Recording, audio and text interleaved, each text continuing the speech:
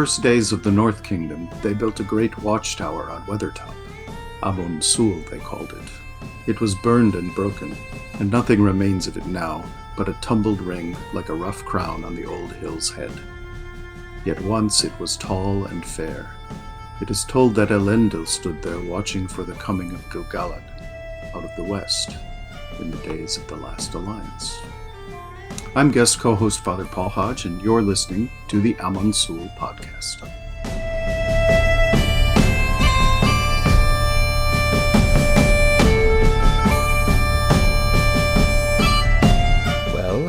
My Govanen, welcome to Amon Sûl, a podcast for tall hobbits with elvish aspirations, as Father Andrew used to say, and I still say. I'm Father Andrew, an Orthodox Christian priest, and here we talk about the works of J.R.R. Tolkien because we love them and believe in their power to orient us toward what is highest and noblest. Today, my guest co-host is Father Paul Hodge, who has served as a priest of the Antiochian Orthodox Christian Archdiocese for nearly 30 years, for the last 14 years serving as a supply priest, that vital role of helping parishes and his brother priests across all jurisdictions when they needed respite. Thank you, Father Paul, for that ministry. In the last year, he has returned to parish ministry as the rector of Holy Trinity Orthodox Church, a parish of the Orthodox Church in America in St. Paul, Minnesota. He's also a past guest co-host here, and he last appeared in episode 38 in March of 2021 when he discussed leadership in the legendarium with Father Andrew. Father Paul, welcome back to the Amon Sûl podcast. Thank you, Father Anthony. It's very nice to be here. And I believe you introduced yourself as Father Andrew, which is interesting channeling of Father Andrew Stephen. Did I seriously? Well, I'm Father Anthony, not Father Andrew. He used to say the things that I say, but I am Father Anthony. You know, sometimes people call me Father Andrew. They hear an A-N name and they think it's Andrew, and it takes a lot to get them to stop. The one good thing is they never call me Father Stephen. Well, I was going to say that Father Andrew was often Father Stephen, so we're just sharing sharing the one priesthood. That's right. At the end of the day, people just call us Father. So. That's right. If we're fortunate. If we're fortunate. If we're less fortunate and we're in Boston, it's Father. Anyway. All right. On our episode today, Father Paul and I will be discussing Chapter 3 of the Fellowship of the Ring, the chapter called Three is Company. But before we begin, I just want to say how pleased I am that you're agreed to join me today. I remember so very much appreciating your wisdom and your fellowship when we were working together on the Orthodox Intro Project, and I'm really excited to get to speak with you again here and talk about Tolkien. I think we're going to have a great conversation. But before we get into Chapter 3, I want to give you a chance to speak more generally about your relationship with Tolkien's legendarium. We always ask about our guests' connection with the works of Tolkien, but you answered our first and normal getting-to-know-you question, how you came to connect with the legendarium back in 21. So instead, this time I'd like to hear what you see as a priest as being the most valuable insight about human life that is presented in Tolkien's works. Or maybe phrased another way, what is it about Tolkien's work that makes you wish all your parishioners had read his work so you could make reference to it in your pastoral care for them? Well, that is a good question. My current parish, I'm getting to know them in the last 4 months, seem to have all read it. So it was quite a joy to be blessing homes and then, being able to chit chat about this or that from the legendarium. Of course, some are bigger fans than others. But I think the salient feature of the entire legendarium is the hope that pervades through all of the darkness that is described in the beautiful epic long arcs of the Silmarillion, the deep character description and development in the Lord of the Rings, and the way that it's a hero's journey, but it isn't just a single hero. It's a whole fellowship. It's a whole community of people who do wrong or struggle with darkness internally and in the world around them, but are continuously compelled forward, or maybe not, maybe compelled is not the right word, continuously volunteering to move forward and do what is required of them with the time they are given. I really like that answer. And interestingly, fascinatingly, your answer anticipates the final words of this chapter, I think. So A subconscious at work again. there we go. Or perhaps just all of us kind of looking at the same reality of human beings in relationship with one another on the path with our Lord Jesus Christ. Tolkien included. There's a reason that we love what he does. But Indeed. but thank you, Father. And again, it's beautiful to have you back.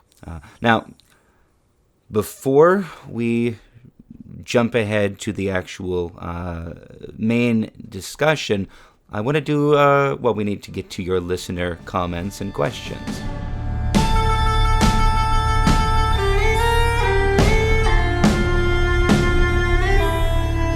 So, we have 2 emails from a couple years ago now that we're going to read. One of them is shorter, one of them is larger, but they're both topically connected. So the first came in March of 2023, so almost 2 years ago, from our listener. I'm not sure if the name is Matari or Grace, but they write, "Hello, I am wondering if you can make an episode on the Nazgul, especially on the Witch King of Angmar. I've been wondering about them for a while. Do they represent demons? Where did they come from? I hope to hear from you soon, and God bless you." And then there's a cross at the end. I think this is a good question, and it's fitting. I'll confess, I don't really want to do a full episode on the Nazgul. And I think it would both be difficult and it would kind of miss the point, because the whole point of the Nazgul is that they have lost who they were and been consumed in the lust for power of themselves first and then of someone else. But at any rate, the chapter today is the first place we encounter the Nazgul.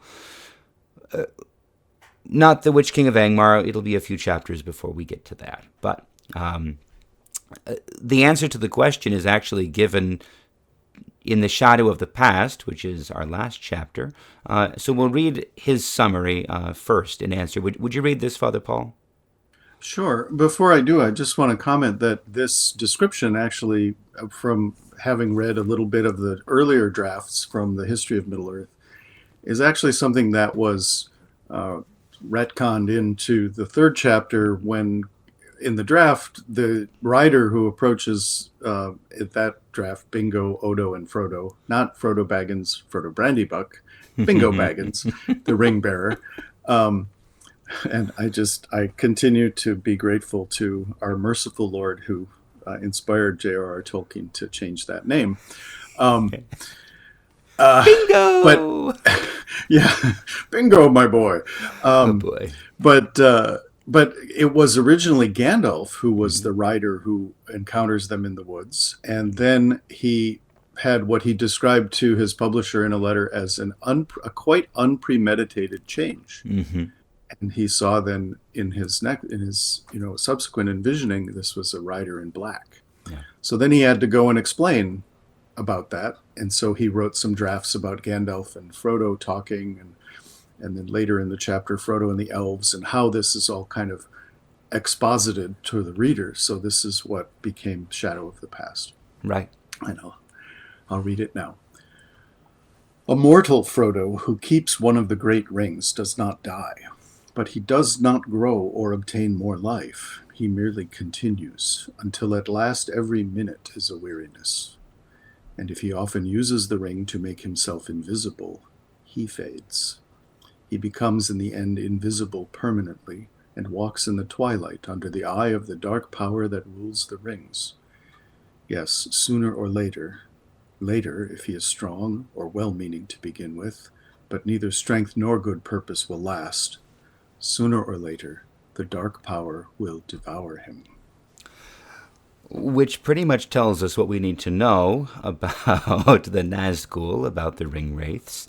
But this is actually the later and final development of a much earlier explanation that I think comes in the original draft of this chapter, as you were saying, Father. Whether it's Gandalf that's saying it or Gildor is unclear in the manuscript. Now, that draft isn't used directly in the published trilogy, but the basic concept seems to carry through. And some of the features of how the Nazgul act, especially early on here, they continue to show up. So this is from The Return to the Shadow, Volume 6 of the History of Middle-earth. And in this, the unnamed speaker, Gandalf or Gildor, talking about the ring, says, yes, if the ring overcomes you, you yourself become permanently invisible. And it is a horrible, cold feeling. Everything becomes very faint, like gray ghost pictures against the black background in which you live. But you can smell more clearly than you can hear or see. You have no power, however, like a ring, of making other things invisible. You are a ring wraith, so you can wear clothes. You're just a ring wraith, and your clothes are visible unless the Lord of the Rings, lends you a ring. But you are under the command of the Lord of the Rings.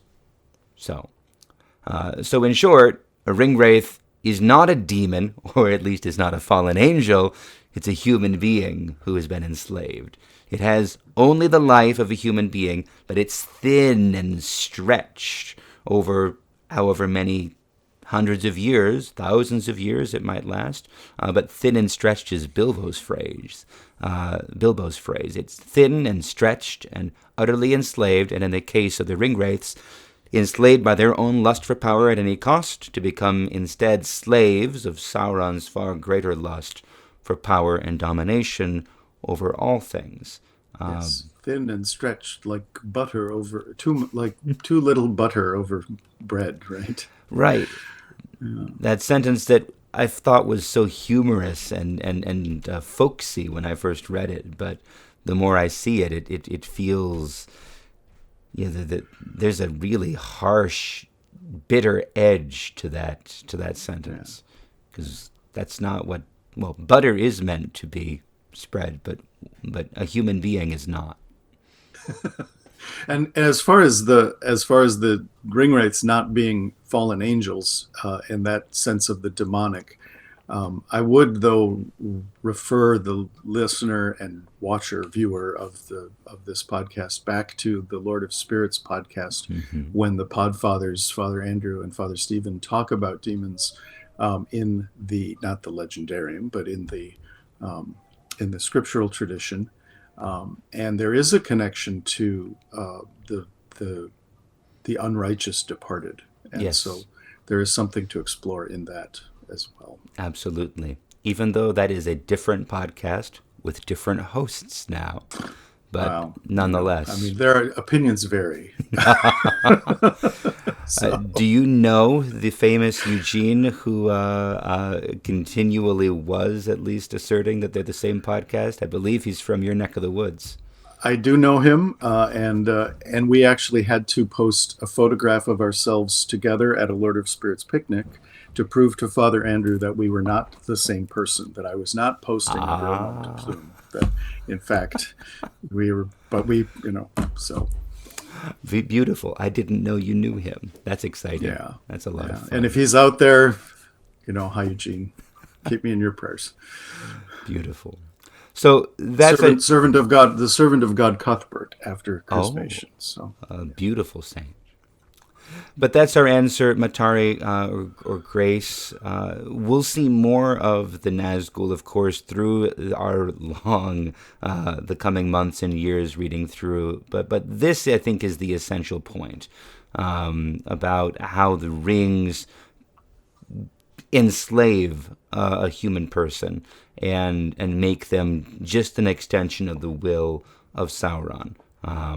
And if we read into that, an image of the effect of sin and misdirected passions in any human life, then I don't think we're going far astray. So let's move on to our second email that we're going to look at. This was from Michelle almost 2 years ago in May of 2023. It's less obviously related to our topic today, but as I think we'll see, it's connected. Father Paul, would you read this email? Sure. Michelle writes, I have spent some time thinking about the podcast and the various themes we read in The Lord of the Rings. The more I read and listen, I am convinced the main theme of the whole story is one of healing. It is possible you have mentioned this as the overriding theme. There are many episodes, and while I listen to each one of them, most at least twice, I miss things. You guys will say something so brilliant I get lost in contemplation, or it triggers some thought of my own I thoroughly explore, and I miss as much as I hear. Shame on you for such brilliance. Seriously, though, I think Tolkien was telling a story of healing. We know he meant his works to be escapist from the dreary modern world, and we know his Catholic faith informed his works. I was once Catholic, though not a cradle Catholic, and I am now Orthodox. My priest has said many times that we are a beautiful and broken people. He also always said we come to the church for healing. When viewed from the light of the church as healing a broken world and a broken people, I find Lord of the Rings and the Silmarillion is much more about healing our weary souls than I once thought. Recently, I was contemplating Arwen's character. I didn't realize how cheated her ending was in the movie until recently. I'm nodding my head when I read this. I did a small character study and noticed she gave 2 gifts of healing to Frodo. First, she gave him her place on the ships to the west for healing. Second, she gave him a pendant, which I guess is the inspiration for the Evenstar pendant used in the movies, for him to use when his memories of the ring journey overtake him. In this aspect, I find she mirrors her great-great-grandmother, Luthien. Luthien's presence was one of a healer. Her whole story is one of healing. She constantly healed Beren from his mental and physical maladies, and she was able to heal Thingol of his dark thoughts, granted they were after she left, by a touch of her hand. Arwen wasn't going to use her place on the ships, but she was under no obligation to grant her spot to anyone. When we first meet Arwen, she is described as having wisdom and knowledge in her glance, and here she is demonstrating her knowledge. She knows Frodo will ultimately not recover in Middle-earth. She knows he will need her healing beyond what mortals can give. Let me read that again. There's a typo. She knows he will need healing beyond what mortals can give. So in her wisdom, she gives him her pendant as a comfort for as long as he remains in Middle-earth, and her place on the ships for when he can no longer remain there. Even though PTSD was not known in Tolkien's time, they called it shell shock or battle fatigue. And maybe they knew it quite well, but not by that name. Yeah. But not by that name. Nor was it part of Middle-earth. And I'm sure that J.R.R. Tolkien's brothers in arms had plenty of experience with what we now call post-traumatic stress and the disorder of it. No doubt. Sorry, I'll continue with the email. Even though PTSD was not known in Tolkien's time, nor was it part of Middle-earth, Arwen is giving Frodo a way to heal his PTSD, the same way Luthien healed Beren's. And as I dig deeper, I keep finding more instances of healing woven throughout the books. Maybe I find them because I am looking for them, but I really think that's the whole point. We will eventually receive our fullest healing when we are united with God after death. On a different topic, I don't know if I'm reading too much into this, but the female characters' physical descriptions remind me of icons. I find this most appropriate for Arwen, Galadriel, and Luthien, and Varda. That's probably because I have now been around icons for a while, and that sometimes shapes my thoughts, but it's just something that struck me. Lastly, thank you so much for the podcast. I love it, and so do my girls. Admittedly, they love they're taking the hobbits to Isengard segment, but they're still young and will learn better in time. Is there better? Okay. I also have one small critique, but aren't there more?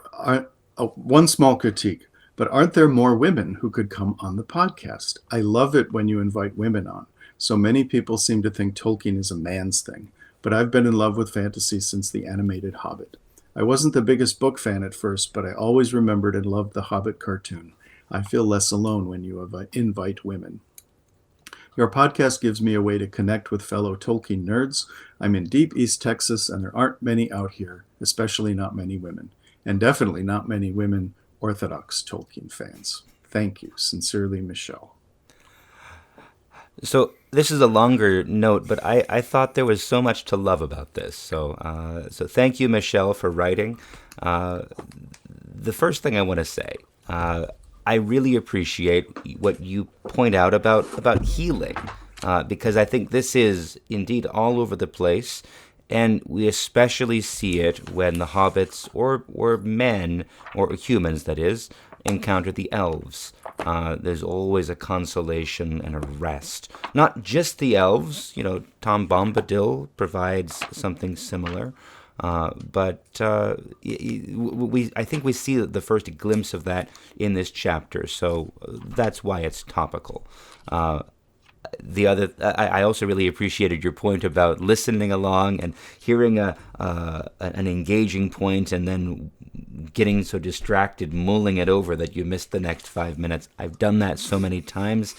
It was part of why I asked if I could continue the podcast so I can have the thoughts at my own pace with guest hosts to join me. But before I ask Father Paul what you thought about this, I just want to say I would love to have, as Father Andrew always wanted to have more female co-hosts, I would love to have more women who would come on as co-hosts with me as we go through. So if any of you who are listening are interested and have a particular insight or background or connection, something to share relevant to one of the chapters coming up, you know what we're going to be doing. Please reach out. I would love to have any suggestions and proposals and a chance to broaden the conversation. So, Father Paul, what were your thoughts on this? I was brought to memory, or what was brought to my memory was something I read about Luthien somewhere, and how she was kept in a high tower, right, in a tree house essentially, right, and had her long raven tresses, which end up being part of her escape. But she took the moonlight and the water, and then she had there was.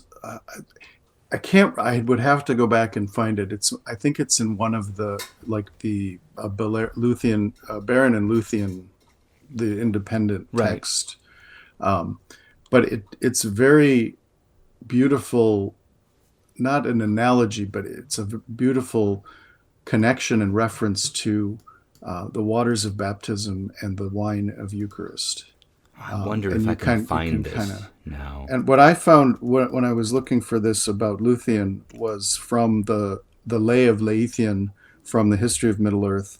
And if I could read this, I think it does justice to what our correspondent is saying in her email. Now it befell on summer night upon a lawn where lingering light yet lay and faded faint and gray, that Luthien danced while he did play. The chestnuts on the turf had shed their flowering candles white and red. There darkling stood a silent elm, and pale beneath its shadow helm there glimmered faint the umbels thick of hemlocks like a mist. And quick the moths on pallid wings of white, with tiny eyes of fiery light, were fluttering softly, and the voles crept out to listen from their holes. The little owls were hushed and still, the moon was yet behind the hill. Her arms like ivory were gleaming, her long hair like a cloud was streaming, her feet a twinkle wandered roaming in misty mazes in the gloaming. The glowworms shimmered round her feet, and moths in moving garland fleet above her head went wavering wan. And this moon now looked upon, uprisen slow and round and white, above the branches of the night. Then clearly thrilled her voice and rang. With sudden ecstasy she sang a song of nightingales she learned, and with her elvish magic turned to such bewildering delight the moon hung moveless in the night. And this it was that Beren heard, and this he saw without a word, enchanted dumb, yet filled with fire of such a wonder and desire that all his mortal mind was dim. Her magic bound and fettered him, and faint he leaned against a tree. For wandered, wayworn, gaunt was he, his body sick and heart gone cold, gray in his hair, his youth turned old. For those that tread that lonely way a price of woe and anguish pay. And now his heart was healed, and slain with a new life, with new pain. So I love that from the especially from the Lay of Leithian there,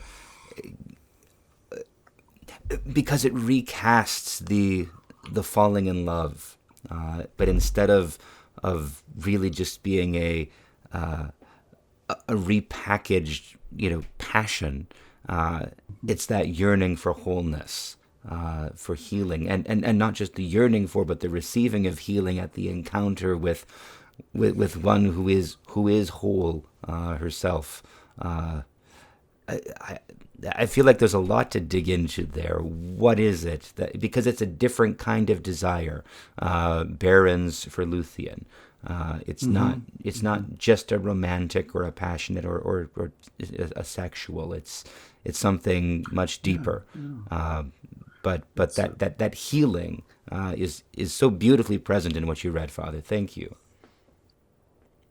Sure. That's I had those two things come to mind, and I was able to find that one. And if some other day, I'll send you I think I actually found reference to the other one. At least great. a version is from the first version, from the Tale of Tinuviel, because she has a dream of Beren who's been captured, and when she wakes up, the moon is shining through the trees, and she pondered how she might escape.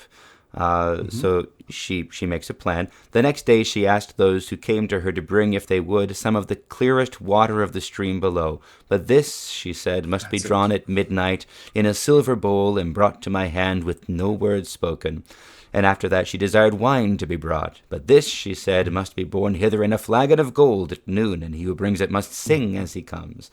And they did as they were bid, but Tinwelend was not told. That's Thingol. And then she gets a spinning wheel and mixes the wine and the water and her hair obviously I'm a priest, so I saw baptism and Eucharist in there, but also the light of the two trees. Yes. Yeah, and there's this beauty. There's just a beauty in that whole healing magic, Yes. But a connection with what is whole and holy there. So, all right, Michelle, we could probably spend the rest of the podcast talking about your email, but reach out, you yourself or any others that would like to participate and help with these conversations. I'd love to see some of you come on in the future. Anyway, that's what we've got for questions and comments today. We're half an hour in, and that's about appropriate.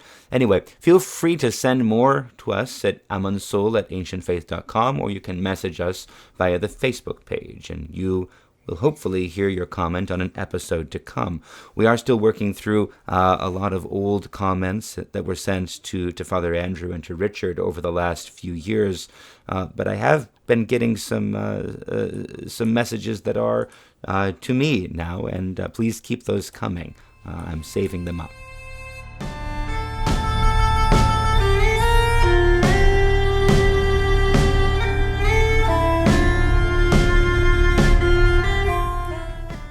At any rate, this brings us to the main portion of our episode today. I've asked Father Paul to come on the podcast to talk about the third chapter of the Fellowship of the Ring, the chapter called Three's Company.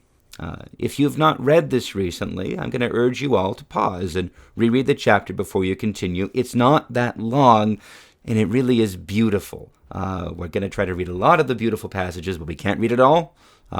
We will sum up the basic shape of the chapter before we start our conversation if you don't want to go back and read. But hopefully you do. And now you're back, so here's the outline, and you can correct us if we get it wrong.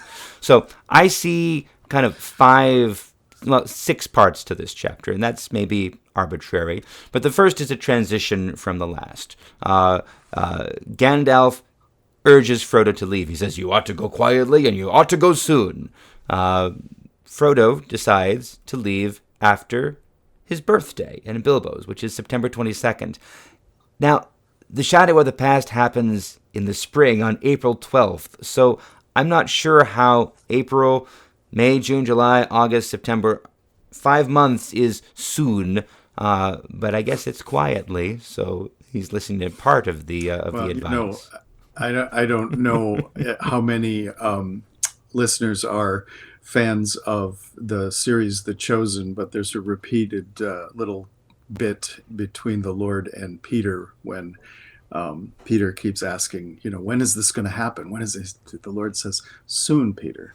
What does that mean, soon? He says, and the character of Jesus in the series says, "Soon is a slippery concept, Peter." I think they stole that from C.S. Lewis, and maybe, because I'm just reading Voyage of the Dawn Treader to my daughter, and I call all times soon.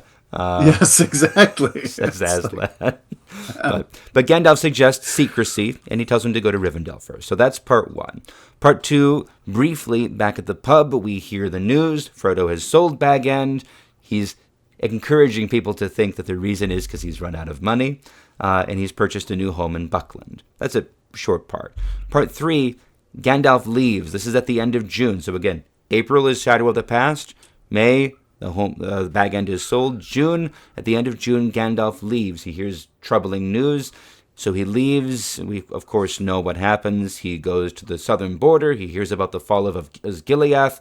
He goes to Bree to hear more news. He meets Radagast there, who's sent by Saruman to tell him that the Nazgul are out, and that Saruman summons Gandalf, and of course he is unavoidably detained in Orthanc after that. But regardless, what we see in the chapter, Gandalf leaves suddenly, promises to be back any day or send word. But neither thing happens. No word comes from Gandalf for months, but the summer is a beautiful one. Part 4, leaving Bag End. So September 22nd, the fall equinox, notably. They have the final birthday party, but Gandalf doesn't come. Merry leaves on the 23rd, taking the luggage to Buckland by cart. Frodo waits till dusk to leave. He plans to walk himself. He goes for a stroll, overhears an unpleasant conversation between the gaffer and some stranger. He doesn't know who, but someone's looking for him. He goes home and leaves. He sends Sam with the key to Gaffer, and then they head out. Part 5, they're walking. It's the first day, so the night of the 23rd into the morning of the 24th. They walk late into the night. In the morning, they hear a horse on the road. They hide and just avoid a black rider. That's important. We'll read this, but Sam remembers that his father had seen a black rider and had told the rider that Mr. Baggins was going to Buckland.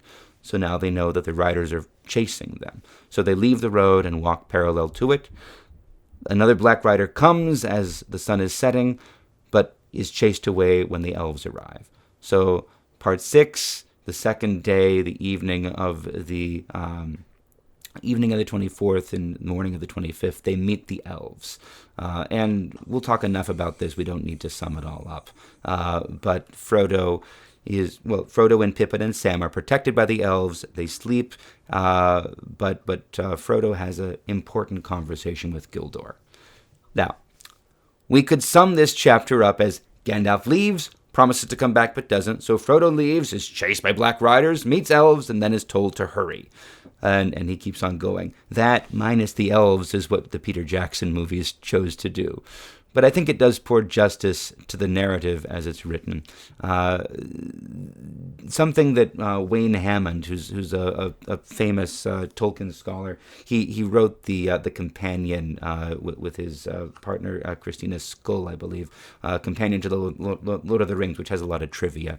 But he comments, the slower pace at which Tolkien has the hobbits leave the Shire gives us a chance to learn to love the Shire with Frodo, even as he is leaving it and grieving the loss of it. Now, I want to see if I can make this work in terms of the tech, but it's also worthwhile to see a map of the way they go before we start, so we know what's happening. Let's see if I can make this work. All right. So, yes, good. So here's the map. So if you see my cursor, they start at the hill, and what they do basically is they go south and west of Hobbiton, crossing the East Road, and then they start to cut through the Took country.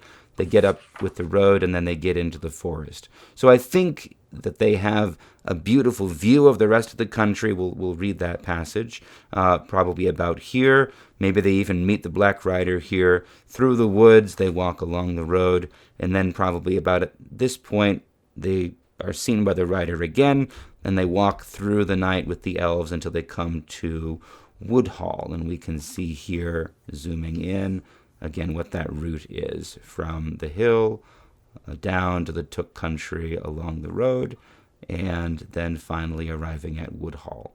Actually, this is nice and visible. I wish I had this when I was first reading myself. So, anyway, so that's what we've got. So we see this more uninhabited part of the Shire. Second, and this is really more of an apology, there are several poems or songs that they sing as they're walking, and we see that both the hobbits and the elves like to sing or recite while they travel. We're not going to have a lot of time to talk about these poems in great detail today, but I want to at least lament that necessary omission here in a hope for another dedicated episode or several in which we can reflect on the significance and the beauty of the poetry as we encounter it. So if any of you listeners have strong thoughts or a history of analysis of the poetry of the Lord of the Rings, please reach out. I really am looking for topical guest hosts. And third, we start to see the personalities of the four hobbits develop. Merry is competent and doesn't show up much in this chapter. Pippin is young and perhaps somewhat entitled, but he doesn't mean any harm by it.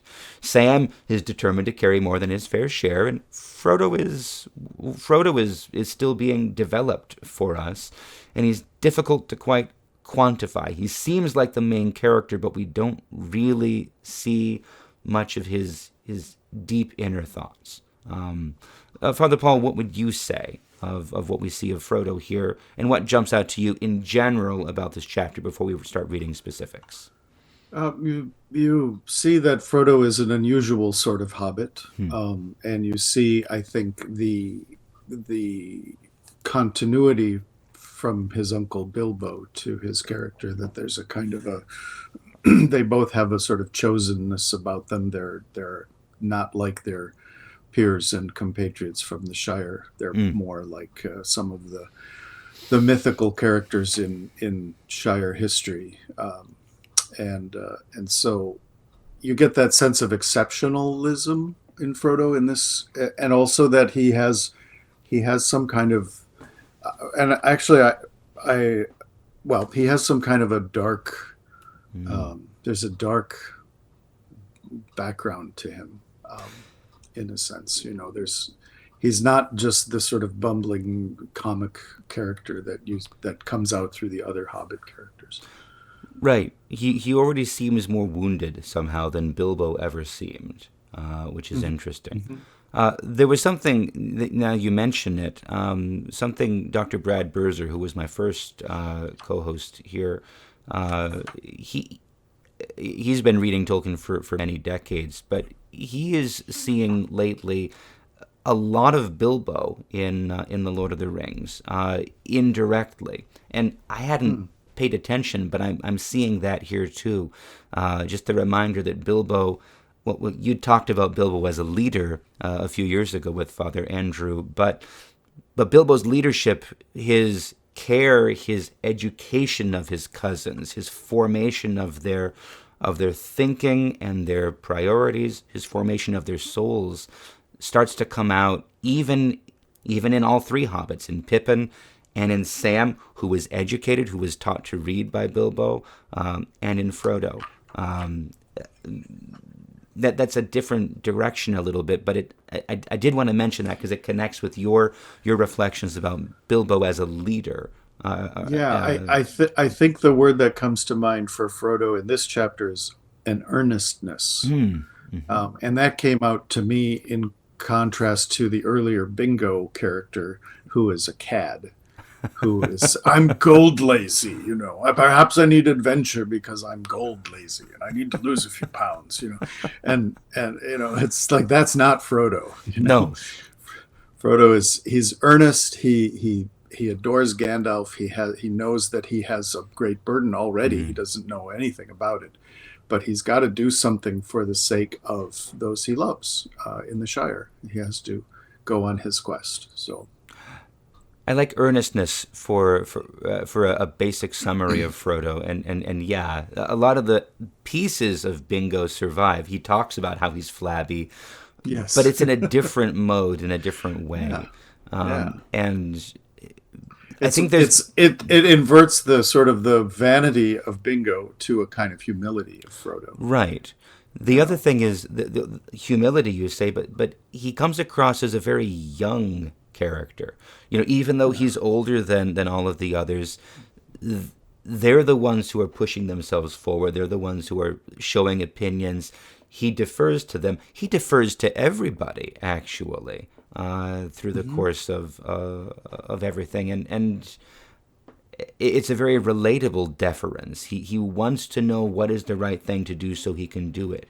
He's not eager to take the initiative and make the decision, which makes it really fascinating that he's the one who is left to make the decision so many times, through this chapter and through the whole book.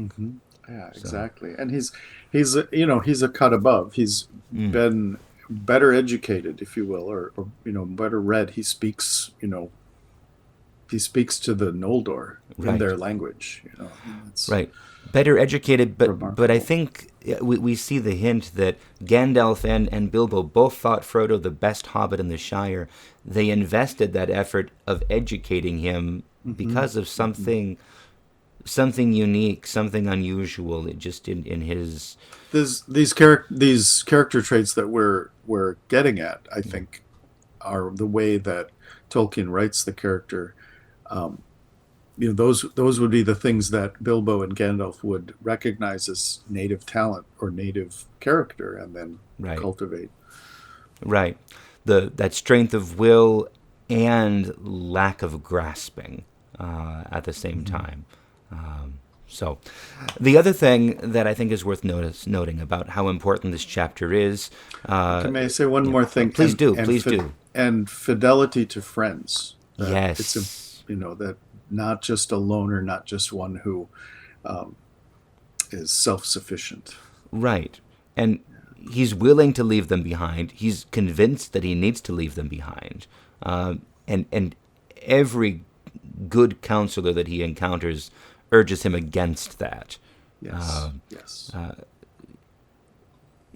His friends get a choice too. If they're willing to accompany him, he should not deny and reject their love, because he will need it. But yeah, the fidelity. I'm glad you mentioned that. So you'd actually already talked about this, how important this chapter is to the development of the Lord of the Rings and its plot. It is not an exaggeration to say the whole shape of the trilogy, and really of the later legendarium, is altered when Tolkien, writing his first draft of the Hobbit sequel, gets to this point.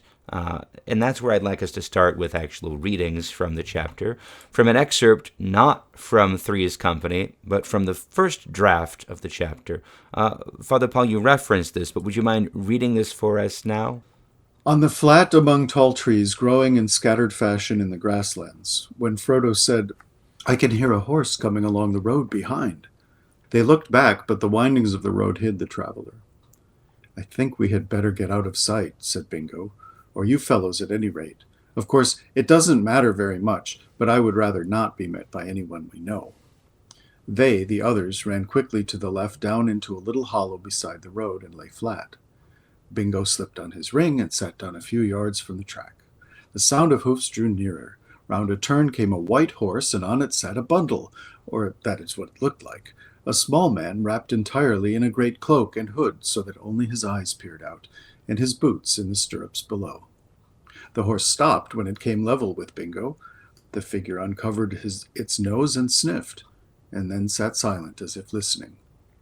Suddenly a laugh came from inside the hood. "Bingo, my boy," said Gandalf, throwing aside his wrappings. "You and your lads are somewhere about. Come along now and show up. I want a word with you." He turned his horse and rode straight to the hollow where Odo and Frodo lay. "Hello, hello," he said. "Tired already? Aren't you going any further today?" At that moment, Bingo reappeared again. "Well, I'm blessed," said he. "What are you doing along this way, Gandalf? I thought you had gone back with the elves and dwarves. And how did you know where we were?" "Easy," said Gandalf. "No magic. I saw you from the top of the hill and knew how far ahead you were. As soon as I turned the corner and saw the straight piece in front was empty, I knew you had turned aside somewhere about here. And you have made a track in the long grass that I can see. Well, at any rate, when I'm looking for it." So I want to know what you think about this, Father, but I want to point out, just before we forget, a couple striking things. Of course, here, the Frodo character is named Bingo and is not the same personality. This Odo figure seems to be kind of a throwaway, not really a character that is retained, although maybe Falco or Fatty Bulger is kind of a survival of Odo, just another friend or cousin. Frodo seems to be the figure that becomes Pippin over time, because Frodo is at least, I think, a Took here. But the other thing is, Bingo is wearing the ring without any concern, without any embarrassment, and Gandalf isn't even criticizing him for it. So this is a much earlier conception, but it changes quickly. Yes. I know you've read this before, Father, but what do you think of this? I mean, it's delightful. It's fun. It's on its own. It's just almost knowing the finished version, the much darker, thing that impels the Lord of the Rings to the crack of doom. It's almost like a lampoon. Right. It's almost like a self-parody. But I think it was because, as Christopher Tolkien says in his notes, my father, being J.R.R. Tolkien, was working under the strict constraints of the sequel to The Hobbit. Mm. So he was in the same voice, in the same tone, much more lighthearted, much more child-friendly. And so this is delightful. And again, I think in one of the drafts, Frodo and Odo were Brandybucks. Uh-huh. And they were brothers, and they were nephews of Bingo, and Bingo was the son of Bilbo. You probably remember better. Son or mother grandson. Had died or something. Yeah. So. And so, yeah.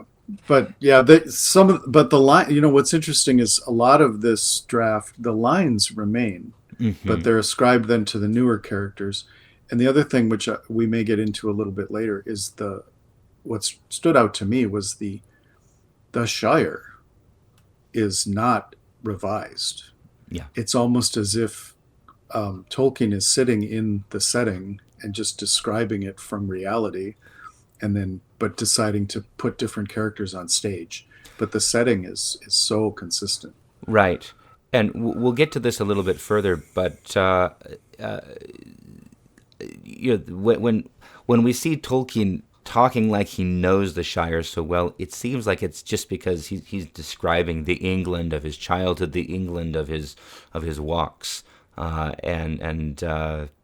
he does know the landscape. It's everyday natural beauty for him.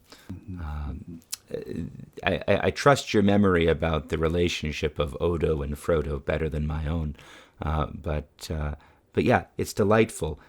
It sounds like the Gandalf, carefree and humorous and maybe a little bit acerbic sometimes in his sense of humor, sort of like we see after the end of the quest for Erebor at the end of The Hobbit. No more worries, no more cares, just, jolly in a sometimes acid sort of way. Also strikingly described as short. Oh, right, which is weird. That's short man. Yeah. The bundle it's hard to imagine either Gandalf or a ringwraith as a bundle, as such.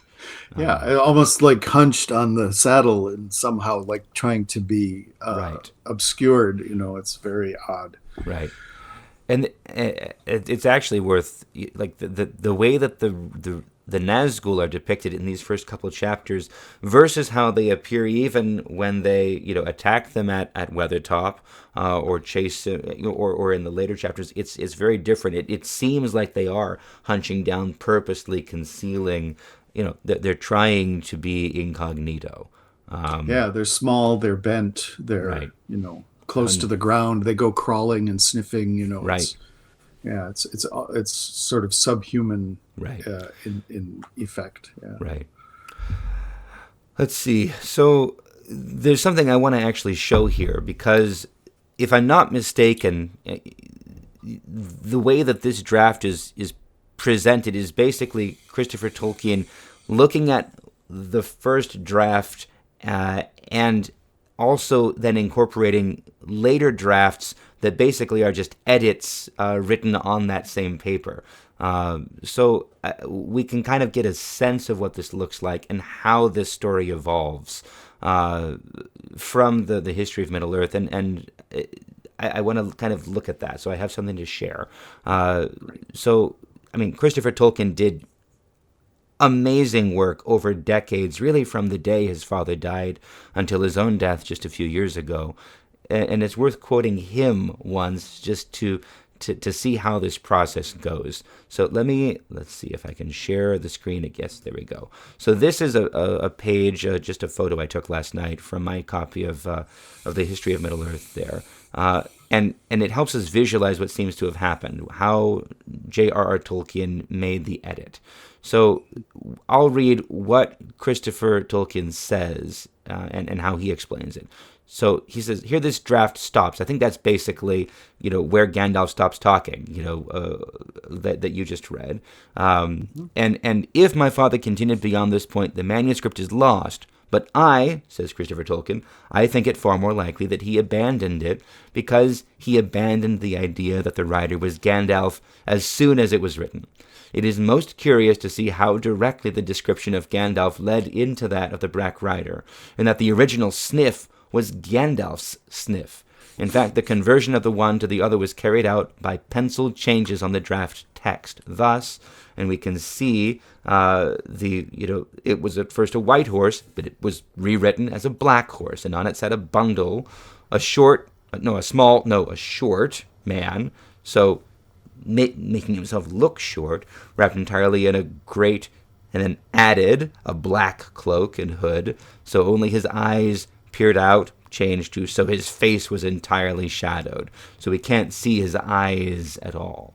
So then Christopher Tolkien continues his commentary. If the description of Gandalf in the draft is compared with that of the Black Rider in the typescript text, and really with our final version, it will be seen that with further refinement, the one still remains very closely based on the other. The new turn in the story was indeed unpremeditated, which is what Tolkien said about this, himself, after years when he's doing the retrospective.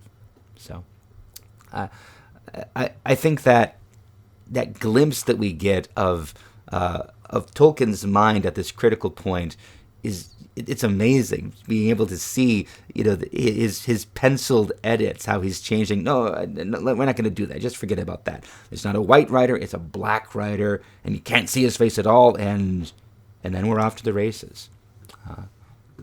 You've got a fair bit more experience than I do, Father, in I think literary analysis. What are your thoughts on this and this glimpse into an author's process? Oh, don't make me an expert. I have a bachelor's degree in Russian literature, so I don't know if that gives me any more experience in this case. But my thoughts, I guess, are just on the creative process and the mysterious character of it, that something arose for J.R.R. Tolkien almost out of whole cloth. And I know this was his method. He would write a snippet of dialogue between two characters that had already come into being in his mind, or he may have even described those characters, the way he does in the kind of the vaunted style of the Silmarillion. But then he would hear them speaking to each other, write down the dialogue, and then, that's the leaf, and then he'd start building that branch back to the trunk. And this was how, and so this is that leaf. The rider's in black. He's on a black horse. This is something sinister. This is something about the ring. Someone is following, the ring that was Gollum's ring. Why is that? And then he goes to fill in all those gaps and comes up with Shadow of the Past. And also then if you read in the History of Middle-earth the bit about creating the Shadow of the Past, he also then very detailed story of Gollum's finding of the ring. And so he's really now he's starting on a whole kind of backstory just from this unpremeditated change. He hadn't, it came to him when he was writing it. Right. I really like how you bring in Niggle and Leaf by Niggle as kind of the author's own, autobiographical, self-provided glimpse into his creative process, because I think that's exactly right. But I'd forgotten that. So anyway, we've really got to start actually reading the chapter as published, though. So let's go back to the end of chapter 2 and the beginning of chapter 3 and read some passages from the actual printed text of Three's Company. By the way, the original chapter title was Three's Company, Four is a Crowd, just a reference to the three hobbits that are traveling there. Four is more. Four is more. There we go. Yeah. Thank you.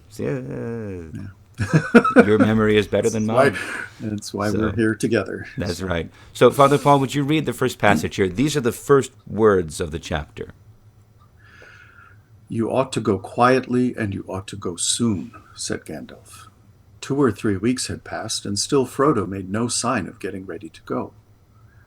I know, but it is difficult to do both, he objected. If I just vanish like Bilbo, the tale will be all over the Shire in no time. Of course you mustn't vanish, said Gandalf. That wouldn't do at all. I said soon, not instantly.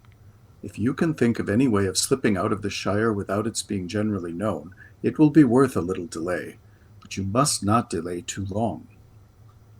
What about the autumn, on or after our birthday? Asked Frodo. I think I could probably make some arrangements by then. Some arrangements like, well, I have to, take care of my whole estate and everything. But then we get some commentary about how Frodo really is feeling reluctant to start. And then we get to Gandalf's response to Frodo's question about whether autumn is soon enough to leave. Would you continue, Father? He looked at Frodo and smiled. Very well, he said. I think that will do, but it must not be any later. I am getting very anxious. In the meanwhile, do take care, and don't let out any hint of where you are going. And see that Sam Gamgee does not talk. If he does, I really shall turn him into a toad. As for where I am going, said Frodo, it would be difficult to give that away, for I have no clear idea myself yet. Don't be absurd, said Gandalf. I am not warning you against leaving an address at the post office, but you are leaving the Shire, and that should not be known until you are far away. And you must go, or at least set out, either north, south, west, or east, and the direction should certainly not be known. I have been so taken up with thoughts of leaving Bag End and of saying farewell that I've never even considered the direction, said Frodo. For where am I to go, and by what shall I steer? What is to be my quest? Bilbo went to find a treasure, there and back again, but I go to lose one and not return, as far as I can see. But you cannot see very far, said Gandalf. Neither can I. It may be your task to find the cracks of doom, but that quest may be for others. I do not know.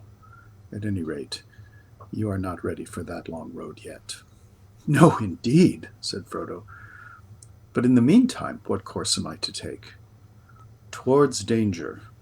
Not too rashly nor too straight, answered the wizard. If you want my advice, make for Rivendell. That journey should not prove too perilous, though the road is less easy than it was, and it will grow worse as the year fails. Rivendell, said Frodo. Very good. I will go east, and I will make for Rivendell. I will take Sam to visit the elves. He will be delighted. He spoke lightly, but his heart was moved suddenly with a desire to see the house of Elrond Half-Elven, and breathe the air of that deep valley where many of the fair folk still dwelt in peace. So that was a long passage to have you read, but I think it's really important because we see something that I find remarkable, and it's how extremely gentle Gandalf is being. I mean, at this point, we know what the ring is. We know that the enemy is looking for it. We know that he's heard of the Shire and of Baggins, and yet Gandalf is sitting back and letting Frodo wait.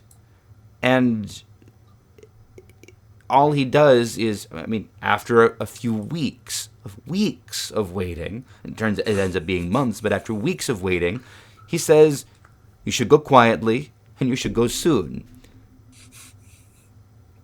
When I'm thinking, oh my goodness, if this was one of my children, I would be grabbing them by the sleeve and marching them out the door, saying, "It's time to go. We're leaving now. Go, go, go, go." Yes. And Gandalf, I think, would be a much better father than I am, maybe. But the urgency here and his patience, I find that such a remarkable, striking juxtaposition. There's such a wariness about the misuse of freedom as a dark influence. There's that there's such a narrow way that if in the presence of this ring, if anyone is engaged in some exertion of self-will, they're adding to corruption. They're endangering the ring bearer. There's, Gandalf is very circumspect about all these things. He knows. He knows in detail what's going on, and he's treading. The ice is so very thin, So this is the sense I get, is that not one, Gandalf is a great character, like a person of great character, a being of great character, but also he has wisdom and knowledge far beyond any of those around him, and this is how he employs it. Right. And then you see the contrast to Saruman, who uses it in that darker way. Sure.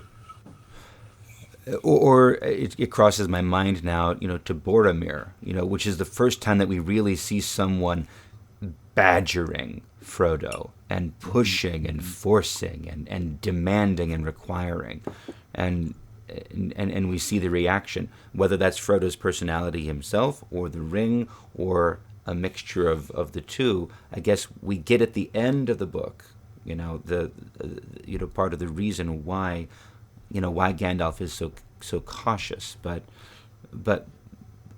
even like going through and thinking, how many times does Frodo actually ask, "What should I do?" He says, "What about the autumn?" So that's a question. Then he says, "As for where I'm going, I don't know yet," which is at least potentially an invitation. I think I myself, if someone said, "I don't know where I'm going," I would say, "Well, why don't you go to Rivendell?" But Gandalf, he makes a joke, and he steps back and says, just keep secret which direction you're going. And then he's trusting right. something in the world itself, in the universe itself, to be right. greater than he. And that I like that. Maybe he's we see in the Hobbit, it says Bilbo was backing his luck, but Gandalf knows. He knows the workings of Providence, we could say, or but he doesn't know the answer, and he's very honest. He's very clear. Nor do I. Right. But I don't maybe know. maybe we have to go back to the last chapter when he says, "I can say nothing more clearly than that you were meant to have the ring and not by its maker, and that may be an encouraging thought." And Frodo says, "It's not encouraging at all." And Gandalf's like, "Well, I'm gonna back that. We'll Yeah, let that play yeah, out." yeah, yeah. But again, he asks, Where am I to go? Where shall I steer? What is to be my quest?" And And Gandalf I says, love. "I don't know." Well, he says. Well, then he presses. Frodo presses. But in the meantime, right? Um, if the end is maybe the cracks of doom, what about it? What The about now? right. And he says towards danger, which is this very ominous answer. But not too rashly nor too straight, Hmm. not foolishly, but keeping the pressure, keeping this quest underway. Right. Yeah. But it's like the Then fourth he time does. he asks, Then he and does then give. Yeah. right, Yeah. Then he does give advice. Perhaps right, if you want my advice, make for Rivendell. right. Um, yeah. And But doesn't Rivendell just right. is something that Frodo can desire. It's not just a loss. Then it's a gain. And we see later the first question he asks Gildor is, "Have you seen Bilbo?" Because he's wanting to visit Rivendell. He's never been, and he wants to see Bilbo again. So Gandalf offers him not not just the bitter pill to swallow, but he offers him some honey for perhaps. A consolation. Yeah. Yeah. But a consolation that is the fruit of the, if I can throw in a heavy word that isn't in the text, that is the result of taking up the cross Well, of yes. this burden. Right. And Father Tom Hopko used to say, beware consolation before crucifixion. Right. So, you have to have the quest, but there can be something that is a desire that is known to your heart about a destination that can draw you to it so that you have the grace to carry the weight. Right. I've heard something similar, just recently from my own father confessor. There's so often that I like hone in on what is the hard task, what is the cross I have to carry, and it struck me when he said, "Well, you need to have a sense of what is the good that you are choosing." Uh, as you seek to forsake the false goods. And I thought, okay, Yeah, so that's there's for Frodo there's that now this hope of seeing Bilbo, of blessing Sam, who would be just over the moon to see elves. yes, And then also, I don't know if it was mentioned, it wasn't mentioned in the passage we read, but also the notion of taking oneself out of the Shire for the sake of the Shire. yes, Yeah. and yeah, you're right. We didn't. I don't think I selected that passage, but he does say that I have to leave the Shire to save the Shire. It's a very, very monastic impulse, Yes. to leave the world out of deep love for the world. Yeah. But I think we should move on. Frodo needs to move quickly, and so too do we. So do we. So so yes, we then in the text we see Gandalf leave to hear news, but before he goes, he tells Frodo that he will certainly be back in time to travel with him. He feels that that's important now. What he's worried about means he wants to be back to travel with Frodo, and he warns him again most strenuously not to use the ring. Now, I want to skip ahead through the packing and preparations to Frodo's last walk on the evening of September 23rd before he leaves, as this is the first moment that a Black Rider actually appears, even though it's off-screen. Father Paul, would you read this? And if you want to do a voice for the gaffer, please feel free to do so. Oh, Lord have mercy. All right, you all will have to just bear with me here. The sun went down. Bag End seemed sad and gloomy and disheveled. Frodo wandered round the familiar rooms and saw the light of the sunset fade on the walls and shadows creep out of the corners. It grew slowly dark indoors. He went out and walked down to the gate at the bottom of the path, and then on a short way down the hill road. He half expected to see Gandalf coming striding up through the dusk. The sky was clear, and the stars were growing bright. "It's going to be a fine night," he said aloud. "That's good for a beginning. I feel like walking. I can't bear any more hanging about. I'm going to start, and Gandalf must follow me." He turned to go back and then stopped, for he heard voices just round the corner by the end of Bagshot Row. One voice was clearly the old gaffer's. The other was strange and somehow unpleasant. He could not make out what it said, but he heard the gaffer's answers, which were rather shrill. The old man seemed put out. "No, Mr. Baggins has gone away. Went this morning, and my Sam went with him. Anyway, all his stuff went. Yes, sold out and gone, I tell you. Why? Why, none's of my business or yours. Where to? That ain't no secret. He's moved to Buckleberry or some such place, away down yonder. Yes, it is. A tidy way. Never been so far myself. They're queer folks in Buckland. No, I can't give no message. Good night to ye." Footsteps went away down the hill. Frodo wondered vaguely why the fact that they did not come on up the hill seemed a great relief. "I'm sick of questions and curiosity about my doings, I suppose," he thought. "What an inquisitive lot they all are." He had half a mind to go and ask the gaffer who the inquirer was, but he thought better, or worse, of it, and turned and walked quickly back to Bag End. Okay, first of all, that was the most brilliant gaffer I've ever heard. That's magnificent. I wish now I were doing a dramatic adaptation just so that we could. My goodness, thank you, Father. Thank God, thank God. You know, some experience in performing arts comes to bear here. Thank God. But in terms of the plot, let's talk about this. This is, first of all, it's an important scene just in terms of moving the plot along, because it explains how the Black Riders knew to be following along the paths to Buckland. But also, like, Frodo is relieved that they don't come, that he doesn't come up the hill. I'm relieved. Like, this is how close things come to being completely lost at the very beginning. Frodo, with the ring on his person, is within 10 feet, 20 feet of the ring wraith.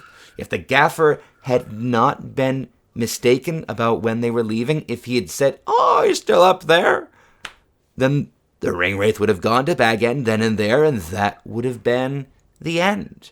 That is what Gandalf was risking. Trusting Frodo and letting him choose the time of his departure. Is this foolish? What? Chalk that one up to Sam for not having a straight thought in his head. You know, he doesn't know what he's doing all day. He's like, "Oh, I'm leaving with Frodo," Gaffer, and then they spend the whole day in the Shire. Right. So yeah, there's something about Sam in this too, his like being Sam. So once again, Sam is the actual hero. Just a little bit. But Gandalf allowed this. He could have frog marched him out of the Shire. So is it foolish? Is it wise? Is it an authorial concession to the exigencies of the plot? I had to look up how to pronounce that word. Wow.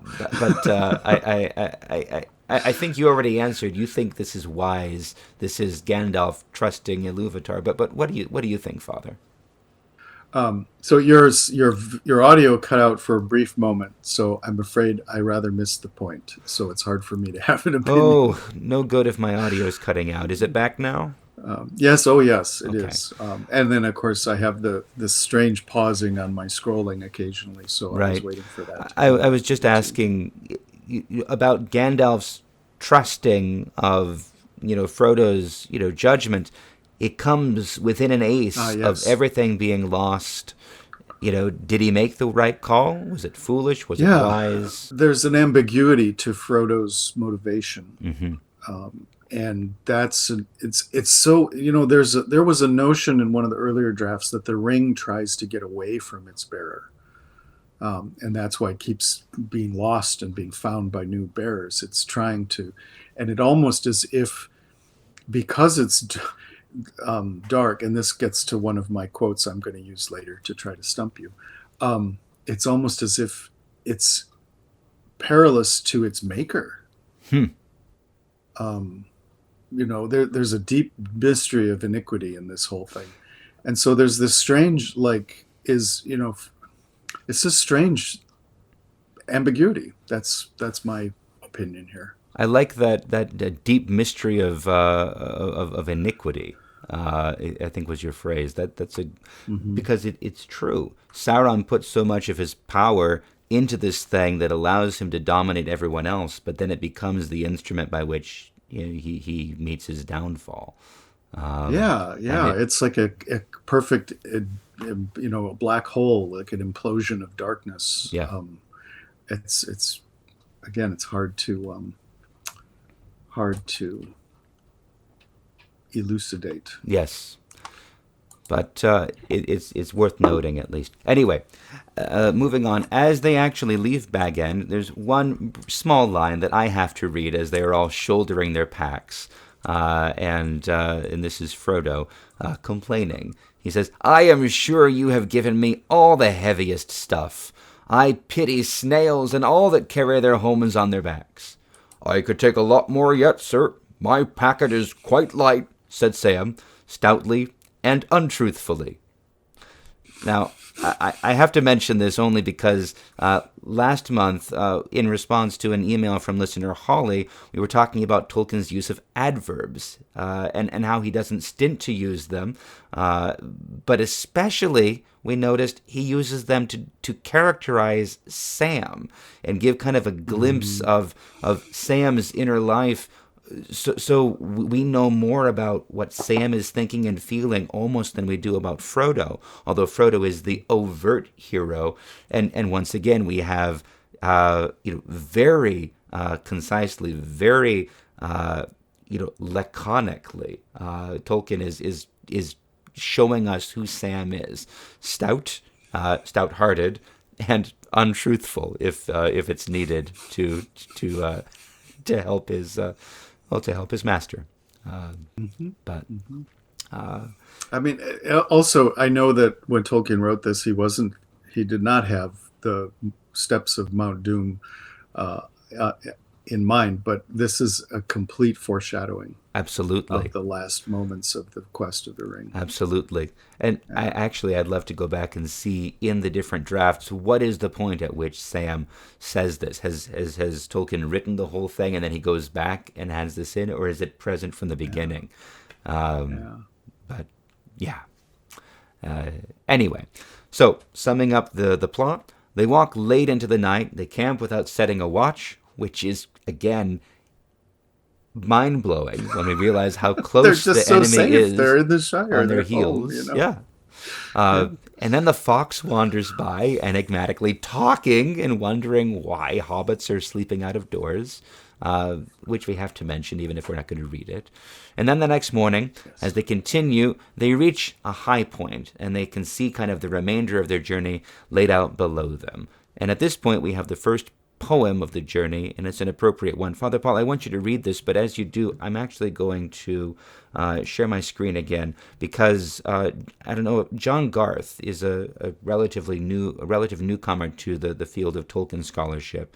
He wrote a beautiful book about Tolkien and the Great War, which gives a lot of background for where he's coming from. But then just a couple of years ago, he did this, The Worlds of J.R.R. Tolkien, and with this, he provides this landscape. I believe this is a photo from here in Worcestershire, but it looks like a painting, and I think this is the sort of image that we're talking about as they're looking from this vantage point. So, would you read this this passage, Father? I will. I want to mention that Fox was in the original draft with Bingo and Friends. Right. And just like the setting of the Shire, it persists. And it's very odd because it really is just it's out of place. But I think it does the thing that was intended to bridge the fellowship to the Hobbit. Yes. Yeah. So that's just my side comment on that. Absolutely. I will read this. I will attempt the melody that was included in the films. Oh, but very good. Only for the first stanza, and then I'll read the second stanza. So, because I think it's delightful. And one thing that I regretted when reading the text the first time when I was younger is not having some musical examples to Yes. kind of fit the meter to. So this is nice. So Frodo was silent.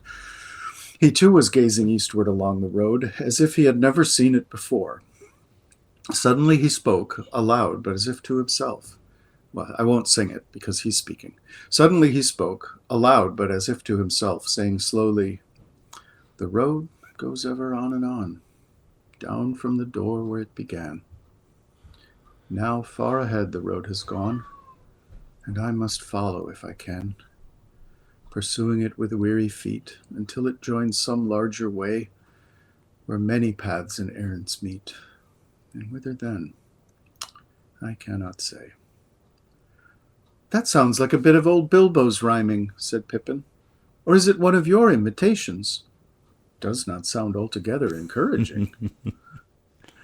"I don't know," said Frodo. "It came to me then, as if I was making it up, but I may have heard it long ago. Certainly it reminds me very much of Bilbo in the last years before he went away. He often used to say that there was only one road, that it was like a great river. Its springs were at every doorstep, and every path was its tributary. 'It's a dangerous business, Frodo, going out of your door,' he used to say. 'You step into the road, and if you don't keep your feet, there's no knowing where you might be swept off to. Do you realize that this is the very path that goes through Mirkwood, and that if you let it, it might take you to the Lonely Mountain, or even further, and to worse places?'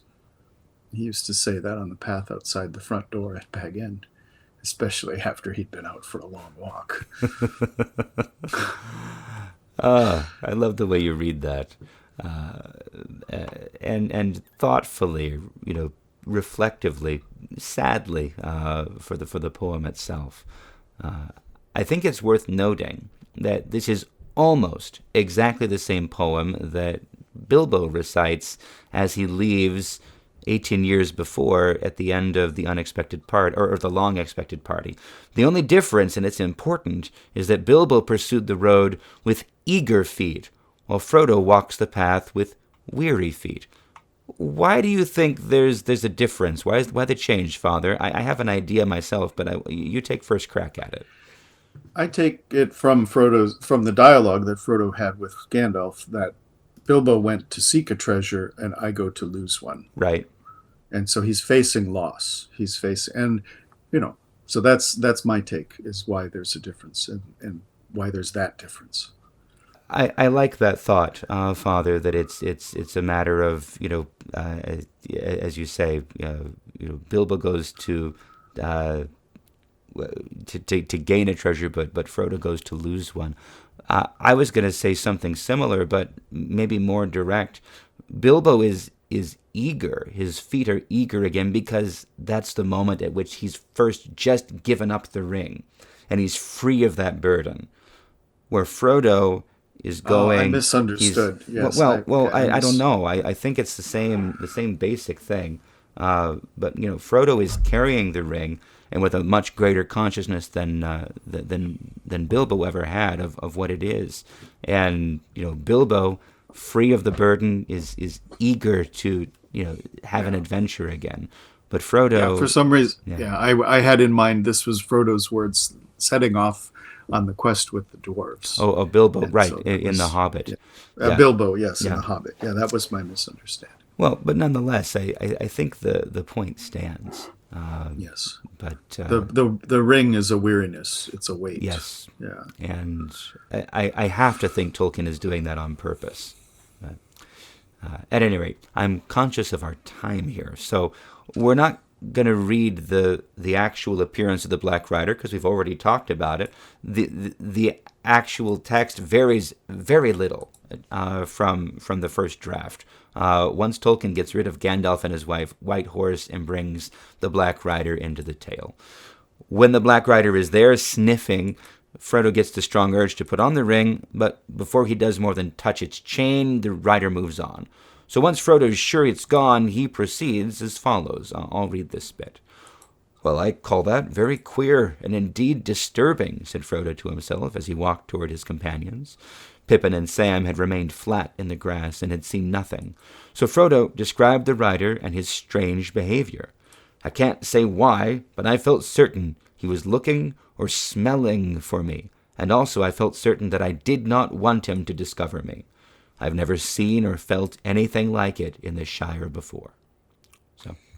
And then Sam mentions what happened to the gaffer, how the gaffer had talked to a black rider. Frodo realizes that was the conversation he overheard. And they know now that the riders are following them, watching the roads to Buckland. So they leave the road to avoid their pursuers. At twilight, they're humming a walking song that I wish we could read, but another time. But as they finish, Pippin sings too loud, getting excited. And then Frodo hears hoofs, and they hide once more as the Black Rider comes, and it clearly knows they're there because it's crawling toward them. Once again, all is nearly lost, but then the Elves arrive. Father Paul, would you read the description of the arrival of the Elves here? Once more, the desire to slip on the ring came over Frodo, but this time it was stronger than before, so strong that almost before he realized what he was doing, his hand was groping in his pocket. But at that moment there came a sound like mingled song and laughter. Clear voices rose and fell in the starlit air. The black shadow straightened up and retreated. It climbed onto the shadowy horse and seemed to vanish across the lane into the darkness on the other side. Frodo breathed again. "Elves!" exclaimed Sam in a hoarse whisper. "Elves, sir!" He would have burst out of the trees and dashed off toward the voices if they had not pulled him back. Yes. So, once again, a unlooked-for consolation, an unlooked-for deliverance. The elves come to them singing a hymn to Elbereth, by which Frodo knows that they are high elves, which is to say elves who speak Quenya, which means that they are Noldor, as Quenya is their language, and the other elves of Middle-earth don't speak Quenya because of the kinslaying and the ancient edict of Thingol in Doriath when he learned about the kinslaying. But at this point, it's only the Noldor in Middle-earth who have seen the light of the two trees and had dwelt in the presence of the Valar, and there is a fairness and a holiness in them despite the sins of their past, and therefore there is a virtue that the Nazgul are unwilling to face. As it turns out, these are a particularly special group of elves. Father Paul, would you read their introduction and then what happens? "Who are you, and who is your lord?" asked Frodo. "I am Gildor," answered their leader, the elf who had first hailed him.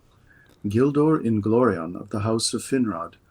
We are exiles, and most of our kindred have long ago departed, and we too are now only tarrying here a while, ere we return over the great sea. But some of our kinsfolk dwell still in peace in Rivendell. Come now, Frodo, tell us what you are doing, for we see that there is some shadow of fear upon you." "Oh, wise people," interrupted Pippin eagerly, "tell us about the Black Riders." "Black Riders?" they said in low voices. "Why do you ask about Black Riders?" "Because 2 Black Riders have overtaken us today, or one has done so twice," said Pippin. "Only a little while ago he slipped away as you drew near." The elves did not answer at once, but spoke together softly in their own tongue. At length Gildor turned to the hobbits. "We will not speak of this here," he said. "We think you had best come now with us. It is not our custom, but for this time we will take you on our road, and you shall lodge with us tonight, if you will." "Oh, fair folk, this is good fortune beyond my hope," said Pippin. Sam was speechless. I thank you indeed, Gildor Inclorion," said Frodo, bowing. "Elen sila lumen omentielvo. A star shines on the hour of our meeting," he added in the high elven speech. "Oh, be careful, friends," cried Gildor, laughing. "Speak no secrets. Here is a scholar in the ancient tongue. Bilbo was a good master. Hail, elf friend," he said, bowing to Frodo. "Come now with your friends and join our company. You had best walk in the middle so that you may not stray. You may be weary before we halt." Now, Now, this is one of my favorite passages in the whole book, as we see the hobbits speaking with the elves, and we see these high and lofty folk take the hobbits under their protection for a time when it is most needed.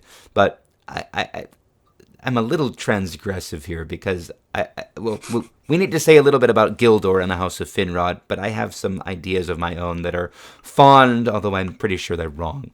So at the time Tolkien wrote this, he was still using the name Finrod for the third son of Finwë, the brother of Feanor and Fingolfin, who eventually became Finarfin. And Inglor, then, might have been the original name of the character that eventually is Finrod Felagund, and thus it appears that this Gildor might originally have been intended to be a son of Finrod. But as he was continuing to edit the Silmarillion, the names changed. Finrod never has any children, at least not within the Legendarium, although he does go back and eventually seems that he marries his beloved Amadie, the Vanya elf who never left. But anyway, the conclusion that I've seen online when I did a little search is that Gildor is probably no more important than a surviving warrior of Nargothrond. But Finrod is important, and he's, for whatever reason, dear to me especially. Because Finrod is the elf who first encounters men. He encounters the folk of Beor the Old. So that's Baron's great-great-grandfather, I believe. And he doesn't wake them up. He does, but he sits in their midst singing to them and playing his harp. And I think Ted Nasmith has a beautiful painting of that that really strikes. So Finrod really takes the human beings under his wing. He brings them into the light, and shapes and forms them. And it's Finrod's ring that is given ultimately to Barahir, so Beren carries it, and that's why Finrod goes with him and saves his life in the dungeons of Sauron during the adventure with Luthien. Finrod is maybe my favorite character in the Legendarium. And I like the idea. I don't think it's true, but I can imagine the Valar, they sent Glorfindel back. Glorfindel died in Middle-earth and was rebodied and sent back to assist. Maybe Finrod was too, but he's just, a little bit incognito. And maybe this is Finrod himself. I'm sure I'm wrong, but I like to think of it. So.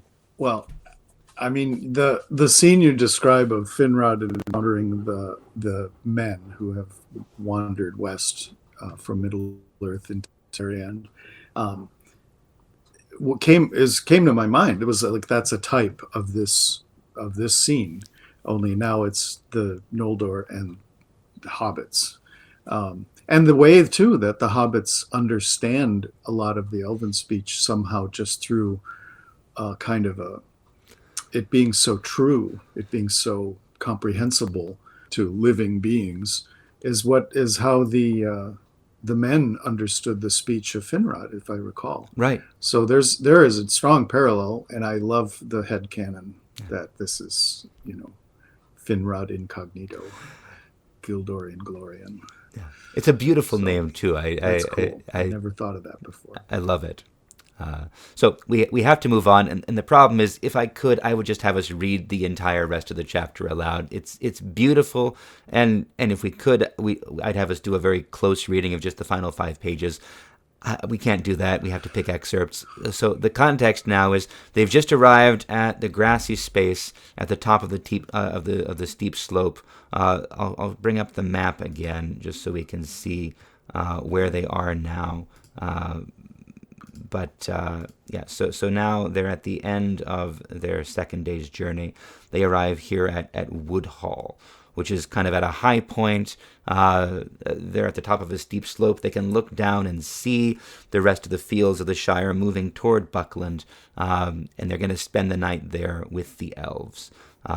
But but if you'd read, this is one of the most beautiful passages in the Legendarium to me. Would you read this, Father? Mm-hmm, mm-hmm. The elves sat on the grass and spoke together in soft voices. They seemed to take no further notice of the hobbits. Frodo and his companions wrapped themselves in cloaks and blankets, and drowsiness stole over them. The night grew on, and the lights in the valley went out. Pippin fell asleep, pillowed on a green hillock. Away in the east swung Remirath, the netted stars, and slowly above the mists red Borgil rose, glowing like a jewel of fire. Then by some shifts of airs all the mist was drawn away like a veil, and there leaned up, as he climbed over the rim of the world, the swordsman of the sky, Menelvagor, with his shining belt. The elves all burst into song. Suddenly under the trees a fire sprang up with a red light. "Come," the elves called to the hobbits, "come, now is the time for speech and merriment." Pippin sat up and rubbed his eyes. He shivered. "There's a fire in the hall, and there is a fire in the hall, and food for hungry guests," said an elf standing before him. At the south end of the greensward there was an opening. There the green floor ran out into the wood and formed a wide space like a hall, roofed by the boughs of trees. Their great trunks ran like pillars down each side. In the middle there was a wood fire blazing, and upon the tree pillars torches with lights of gold and silver were burning steadily. The elves sat round the fire upon the grass or upon the sawn rings of old trunks. I want to say everything about it. It's beautiful. The scene of the stars rising, and the elves are waiting for the stars to rise before they start the meal. It seems it's Mm-hmm. but anyway, I want to hear your thoughts. But let's finish the passage and then we'll talk about it. So then the elves serve them food and drink, and we get something of the impression that's left upon the three hobbits. So I'll read this bit.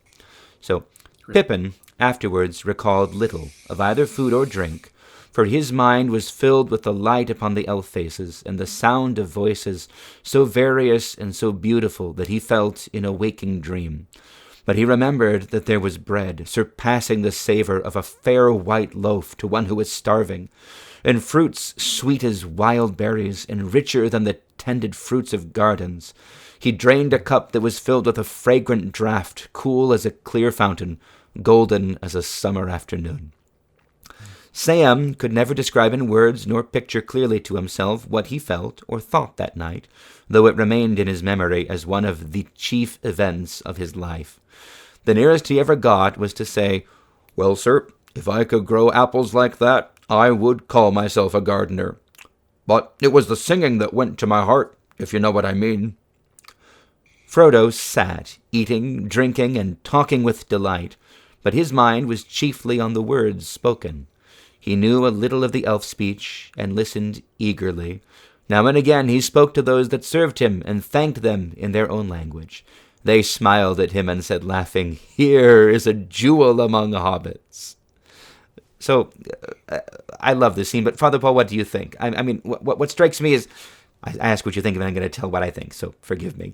What strikes me is we don't actually get many occasions in which we see the experience of hobbits or men in the company of elves, and this scene really sets the tone for what otherwise happens only in Rivendell or Lothlorien. I want to know your thoughts in general, but especially I want to ask, have you ever had an experience remotely like this, and what do you think Tolkien is trying to get at with this? So my first impression rereading this last week was when the elf comes to Pippin, when the elves call to the hobbits, "Come, come, now is the time for speech and merriment." And then the description of the fire and the silver and gold lanterns in this bower of trees like a cathedral, or a chapel, it's not so big. I was just put in mind of the joy of Pascha, that from the darkness, we enter into the brightly illumined church. Christ is risen, death by death, and upon those in the tombs bestowing life. And we sing and we rejoice, and we have this sort of time out of time that that was my first what struck me, was that there is an equivalence there. Yeah. I have a similar memory myself, although not of actually being in the church, but before I even had become Orthodox, the first Orthodox church I visited was actually the monastery chapel at Dormition in Rives Junction. And I remember just what feel like countless Sundays, timeless Sundays, sitting in the refectory, not knowing what to say, but listening to the talk around me, eating the food, seeing Father Roman and sometimes the other priests and the nuns over at the table, and just I feeling utterly at peace, utterly at home, and feeling completely undeserving, but no one was anyway. And you're a little hobbit in the presence of the big people. Yes, exactly. Yes.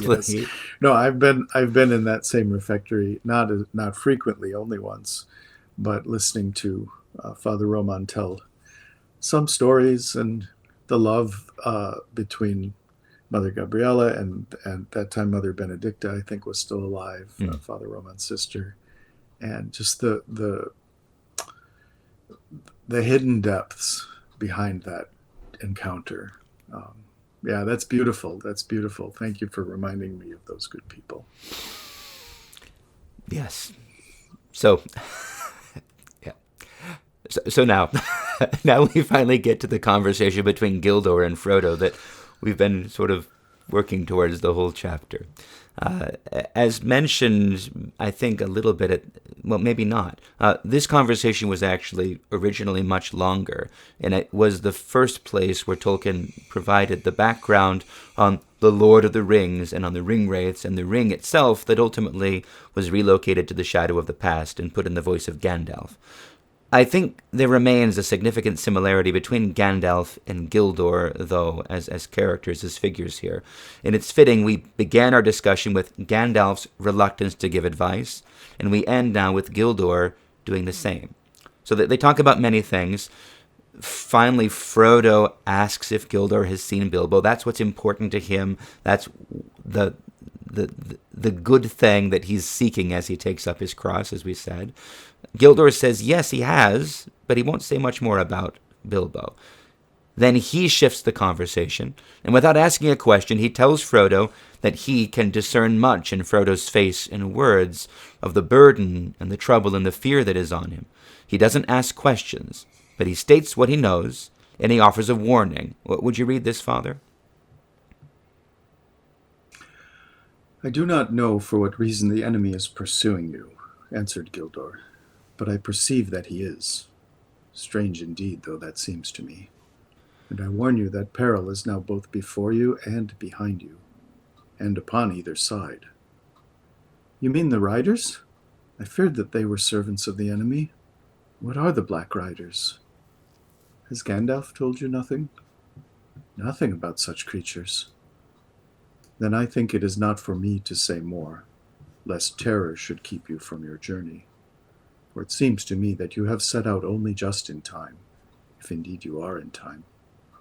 You must now make haste and neither stay nor turn back, for the Shire is no longer any protection to you. I cannot imagine what information could be more terrifying than your hints and warnings, exclaimed Frodo. I knew that danger lay ahead, of course, but I did not expect to meet it in our own Shire. Can't a hobbit walk from the water to the river in peace? Now, of course, it's not strictly true that Frodo doesn't know that Gandalf didn't tell him anything about the ring wraiths. Gandalf did tell him about them, the slaves of the 9 rings that Sauron had given to men. But Frodo didn't understand and doesn't recognize them, and Gildor doesn't tell him anymore. He's reticent to give more advice, but he urges Frodo to follow the plan that was set with Gandalf's counsel and to ask Gandalf for more information. It's only upon giving this counsel to, check with Gandalf that Frodo then tells him that Gandalf is late. And then he asks for advice. He asks Gildor if he should wait for Gandalf. And then we get one of my favorite passages. I've got a lot of them in this chapter, because it's so full of quotable lines. So I'll read this one, beginning with Gildor's reaction to the news of Gandalf's failure to appear. Gildor was silent for a moment. "I do not like this news," he said at last. "That Gandalf should be late does not bode well. But it is said, do not meddle in the affairs of wizards, for they are subtle and quick to anger. The choice is yours, to go or wait." "And it is also said," answered Frodo, "go not to the Elves for counsel, for they will say both no and yes." "Is it indeed?" laughed Gildor. "Elves seldom give unguarded advice, for advice is a dangerous gift even from the wise to the wise, and all courses may run ill. But what would you? You have not told me all concerning yourself, and how then shall I choose better than you? But if you demand advice, I will for friendship's sake give it. I think you should now go at once, without delay. And if Gandalf does not come before you set out, then I also advise this: do not go alone. Take such friends as are trusty and willing. Now you should be grateful, for I do not give this counsel gladly. The elves have their own labors and their own sorrows, and they are little concerned with the ways of hobbits, or of any other creatures upon earth. Our paths cross theirs seldom, by chance or purpose. In this meeting there may be more than chance, but the purpose is not clear to me, and I fear to say too much." "I am deeply grateful," said Frodo, "but I wish you would tell me plainly what the Black Riders are. If I take your advice, I may not see Gandalf for a long while, and I ought to know what is the danger that pursues me." "Is it not enough to know that they are servants of the enemy?" answered Gildor. "Flee them. Speak no words to them. They are deadly. Ask no more of me. But my heart forebodes that ere all is ended, you, Frodo, son of Drogo, will know more of these fell things than Gildor Inglorion. May Elbereth protect you." And I think of these quotes a lot. I think of this every time I want to hassle my bishop for more information. And I think, no, do not meddle in the affairs of bishops. They may not be subtle and quick to anger, but just don't go there. And Frodo's complaint about elves, go not to the elves for counsel, for they will say both no and yes. And I try to do that actually intentionally sometimes when asked for advice of the wrong sort by parishioners. But I think there's a lot we could talk about in this space between Frodo asking for advice and the sort of advice that Gildor gives and all the other variables present here. What do you think, Father? Well, I mean, you're spot on about saying both no and yes. But because sometimes the question is not, is not an open-ended question. It's rather someone seeking confirmation of their bias, like the story about the woman who comes. The person, doesn't matter what gender, person comes to their priest and says, "What do you think about this, Father?" And he gives a very clear, straightforward answer. And the person says, "Oh, that's interesting. I've heard that from 2 other priests as well." and the priest says, "Well, that's good. You have now 3 witnesses, so it must be true." He says, No. The person says, "I'm going to keep asking till I find a priest who's right." Mm-hmm. so sometimes we, but the passage, just to come back from, is a very it's there are things that frighten even elves, and I think there's fear in Gildor when he is speaking. "Flee them, speak no words to them, they are deadly. Ask no more of them." Like even speaking, like the way Elrond reacts when the black speech, when Gandalf uses it in Rivendell, is just like this sort of, visceral terror.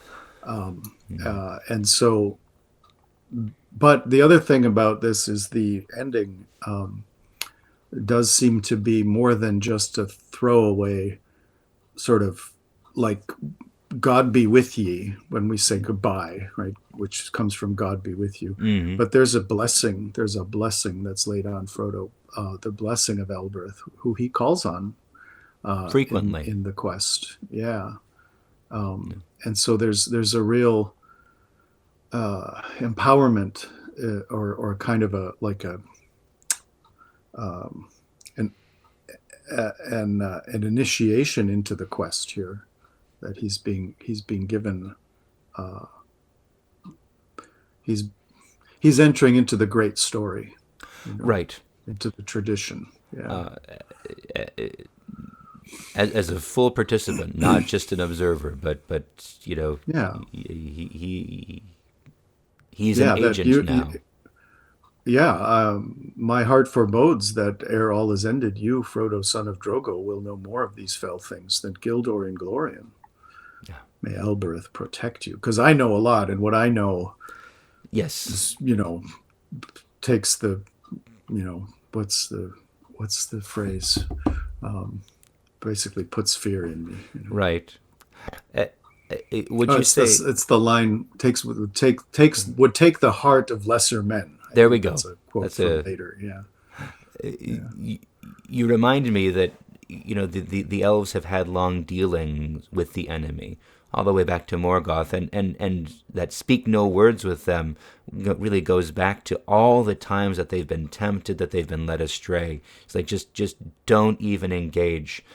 But it reminds me too of the advice that I read from the saints, talking about the delusions of demons, the temptations.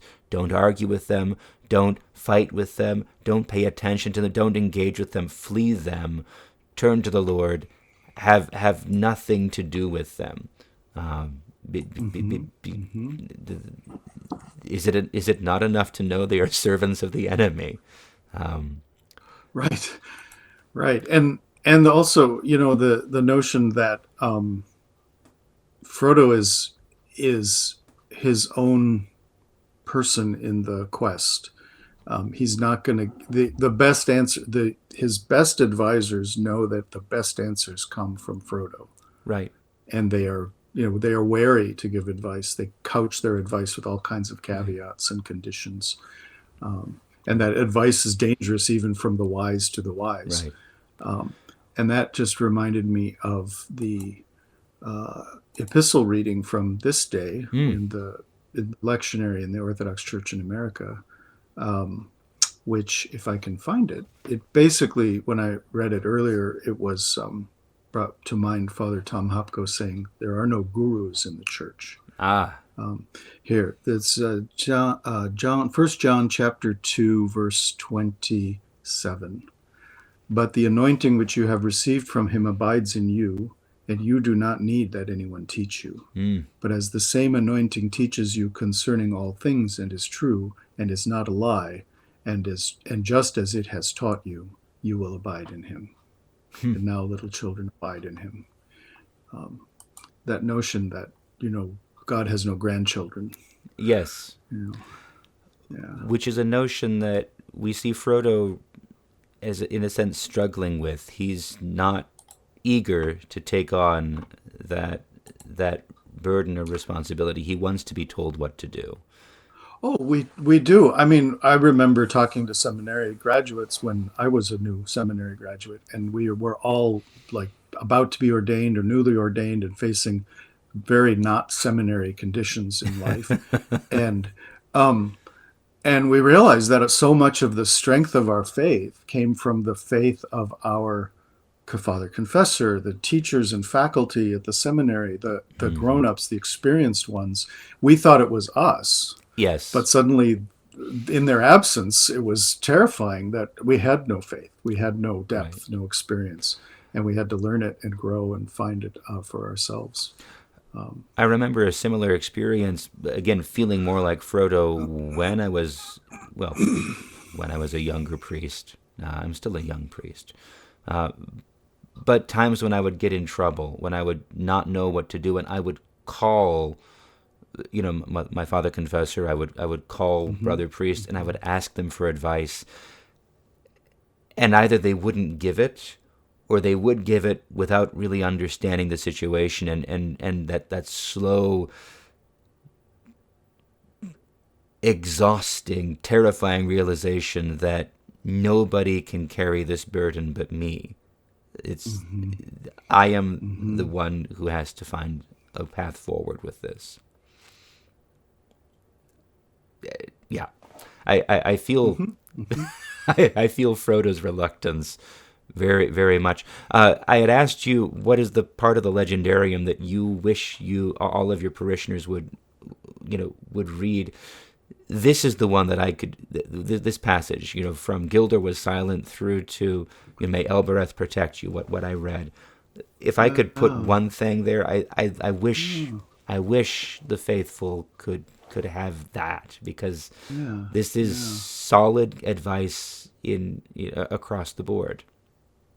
yeah, yeah. And it does, the spotlight is not, so we had a moment in the little entrance in the parish where the deacon carries the gospel into the holy place, and then the priest makes entrance as the choir is singing the entrance hymn, and our servers, the candle bearers and carrying the fans, as we do in our parish, they would follow me and keep their attention on me as I was going in. And I stopped and I turned to them. I said, "No, no, no! It's the gospel that you're serving. Like this, I'm nobody, right?" Yes. Um, and and it's like that. I'm not gonna. I do not bring salvation. Um, I minister it, right? It's like it's something that God does uh, through His priests. But don't look at me as I always have to be um, the friend of the bridegroom, right? Hmm. I must decrease, so he must increase. And so it's always that redirecting people back to their deep heart, back to the throne of God where He dwells in them, to find what Saint John was writing, to find the truth that has been given through their chrismation, through their anointing, Right. through the Holy Spirit. Yeah. And the next little passage I see that you're going to ask me to read kind of gets at this quite well. It does. But just remembering even what we'd referenced before.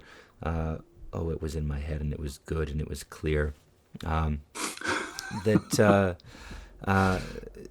it's from the previous chapter, but we talked about it already. When Gandalf says, "You were meant to have the ring," and that may be an encouraging thought, and Frodo says, Yes. "It is not." But it's kind of the same thing. Frodo is being invited, like all of the faithful are invited, not to fixate on the person of the priest, who's easy to access, who's or even his advice, but to focus on Christ, to focus on the gospel. As Frodo is being urged to recognize, the Creator of all things has entrusted this burden to you. Carry it faithfully, and there's a greater will at work here. I'm not making the You, you, connection as well as I'd like, but there's you something are here. you are the only one who can answer for this burden. Yes. I will not take it from you, for it would, Gandalf, for it would corrupt me. Right. You are the one to carry this and to be answerable directly for it. So, often this may be more advice to other priests than to the faithful, but often people will say, "Father, what should I do?" Like I had a man come to me and say, "It's Holy Tuesday, and we usually take a collection when all the hundreds of people come to church, because it's great income for the parish. But we're going to sing about the law, like We're going to sing about the the love of money. grasping Judas, that lover of money, who Yes. was unwilling to understand. And I feel really uncomfortable, passing the plate tonight. Yeah. What should I do, Father?" And I said, "Well, what do you want to do?" There we go. Right? And he said, "I don't want to do it." I said, "May it be blessed." There we go. And what I realized after that was that if anybody then were to come to him and complain and say, "What are you doing? We have all these people. We could be, there's some income here," he would own the decision and be able to defend it and stand up for it Hmm. in his own voice. If I had said, "Oh, don't," I say no. then he would have said to anyone who objected, well, you have to talk to Father. Yeah. And it would have given me a zillion headaches, you know. Sure. So it's a way of having that. They say, going back to episode 21, if you're interested, of Amon Sûl podcast, leaders lead leaders. Mm-hmm. And so what Gandalf and Gildor are doing is putting Frodo in a position of leadership. And he's growing. He doesn't like growing, it, but he's growing.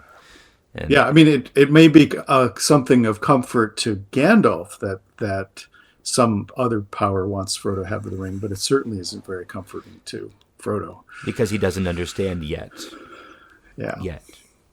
But anyway, would you read the final words of Gildor? Or rather, the final exchange? Frodo, his last complaint and request, and then Gildor's response. But where shall I find courage? Asked Frodo. That is what I chiefly need. Courage is found in unlikely places, said Gildor. Be of good hope. Sleep now.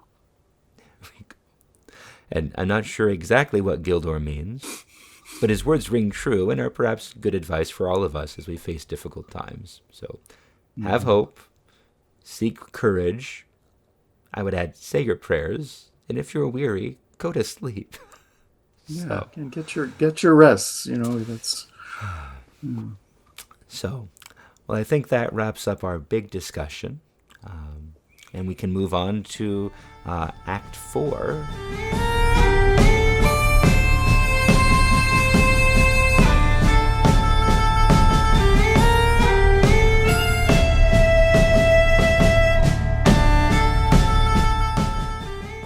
We all love reading Tolkien, but the books, the books are really first and foremost, although there are plenty of media properties out there. And it's always a delight to hear how people interpret reading them out loud. So for this segment, Father Paul, if you could read a favorite passage to us, that would be beautiful. What have you selected? Well, I told you I selected something from the last of the things that Tolkien wrote, but I've changed my mind. Very good. Because that was going to be a little too dark from the New Shadow, and I don't want to go there. I want to read from actually the chapter that we're reading when I was talking about now I have to find my page. When I was talking about the setting being so fixed, and I want to read some of the descriptive prose of J.R.R. Tolkien. Beautiful. And because when in episode 21, I read a passage from the story of Aldarion and Erendis from the Second Age. Yeah, and because it's just sublime, the description of the forests on the west side of Numenor, facing of Malorn trees, of Malorn and everything, and facing the Undying Lands, and just this paradisaical beauty. This is not the same, but it's similar. So I'll read it and then I'll say just a word about it. Beautiful. After some time, they crossed the water west of Hobbiton by a narrow plank bridge. The stream was no more than a winding black ribbon bordered with leaning alder trees. A mile or two further south, they hastily crossed the great road from the Brandywine Bridge. They were now in Tookland, and bending southeastward, they made for the green hill country. As they began to climb its first slopes, they looked back and saw the lamps in Hobbiton far off, twinkling in the gentle valley of the water. Soon it disappeared in the folds of the darkened land and was followed by Bywater beside its gray pool. When the light of the last farm was far behind, peeping among the trees, Frodo turned and waved a hand in farewell. I wonder if I shall ever look down into that valley again, he said quietly. When they had walked for about 3 hours, they rested. The night was clear, cool, and starry, but smoke-like wisps of mist were creeping up the hillsides from the streams and deep meadows. Thin-clad birches, swaying in a light wind above their heads, made a black net against the pale sky. They ate a very frugal supper for hobbits, and then went on again. Soon they struck a narrow road, and that went rolling up and down, fading gray into the darkness ahead. The road to Woodhall and Stock and the Buckleberry Ferry.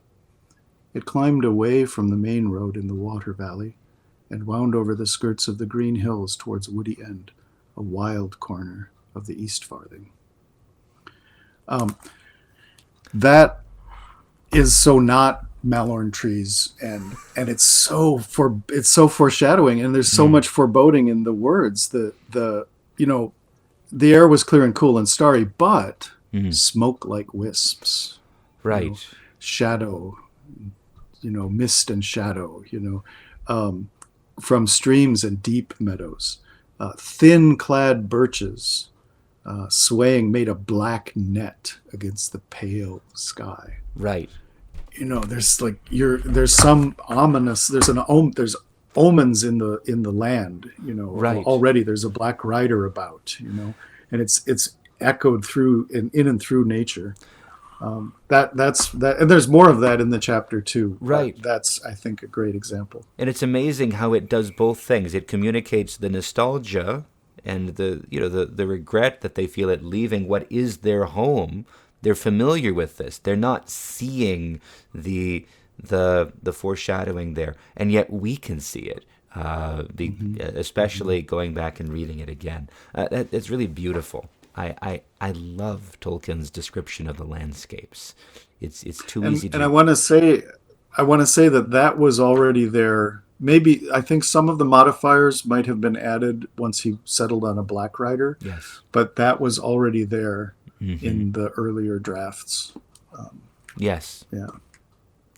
Beautiful. Thank you, Father.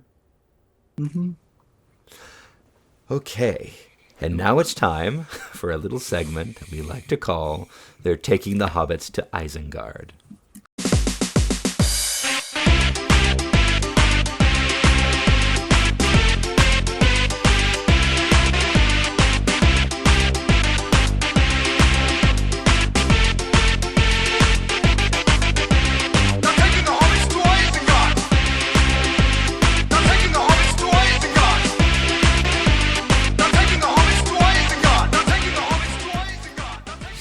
Father Paul, now is the time where you and I get to play for absolutely no prizes, a little game that will test whether we are true Tolkien fans, to whom everyone should listen, or whether we just wasted 2+ hours of everyone's time.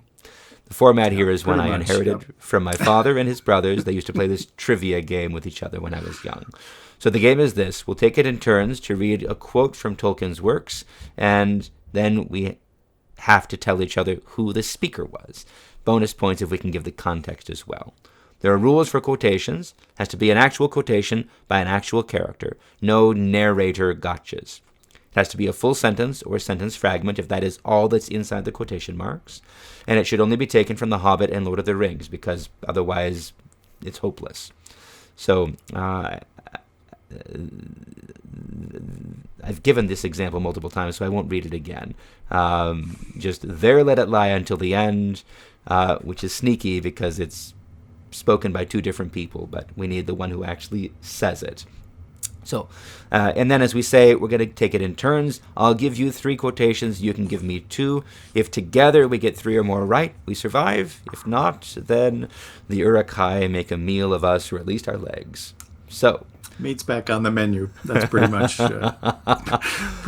the foregone conclusion here. Well, maybe not. But the category today, at least my questions to you, you can pick whatever you want. But this is a hint. Okay. So it's advice, wanted or unwanted. So here's your first quote. Consider well, but not too long. Oh, that's it?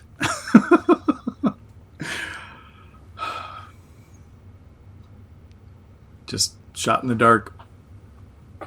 I will say that's a line spoken by Gandalf. It's a good guess. It could be Gandalf, but it's very, very wrong. This is actually the messenger of Mordor when he comes to the Lonely Mountain, except the speaker is actually glowing because he's telling about this conversation. So he's he's demanded news about the burglar and offers dwarven rings again. And then it says, his breath came like the hiss of snakes, and all who stood by shuddered. But Dain said, I say neither yea nor nay. I must consider this message and what it means under its fair cloak. Consider well, but not too long, said he. The time of my thought is my own to spend, answered Dain. For the present, said he, and rode into the darkness. So, wow, yeah. So, yeah, The Hobbit I haven't read since I was like a preteen. So fair enough. I'm going to lose any Hobbit quote. Well, this is actually from the Council of Elrond, though. This is Glóin telling about okay, right. That because I always forget Glóin actually shows up in Lord of the Rings before Gimli takes over. Yeah. Oh, wow, that's a deep cut. Okay. Yes. Well, thank you for that. The next one will be easier, but now it's your turn. Okay, this one is easy. Evil will oft will evil mar. Evil will oft evil mar. Well, you say it's easy, but oft. I'm doing this from memory, so listeners, viewers, throw out comments and correct me. Evil will oft will evil mar. Right. So or evil. It's evil oft will evil mar. Right. That's the quote. So evil will mar other evil often.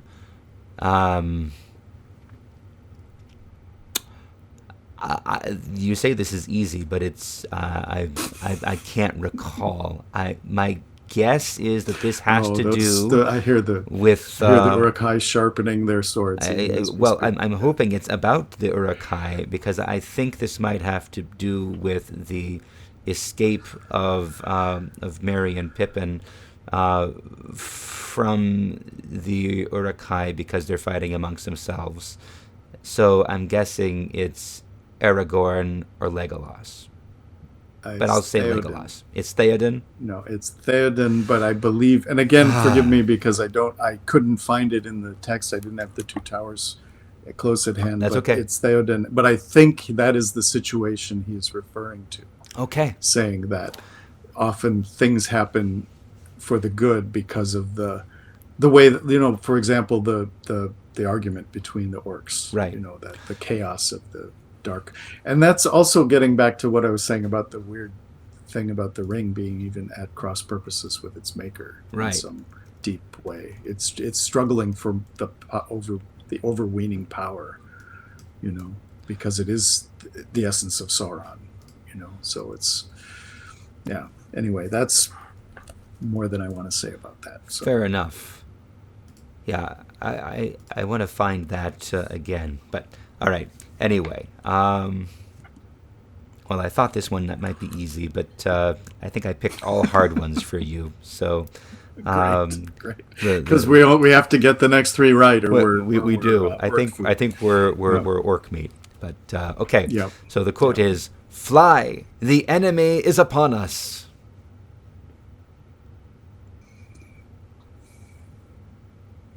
I'm gonna say that is Boromir at the breaking of the fellowship. Let me just give a hint and give you a second guess. It's not what you think it is.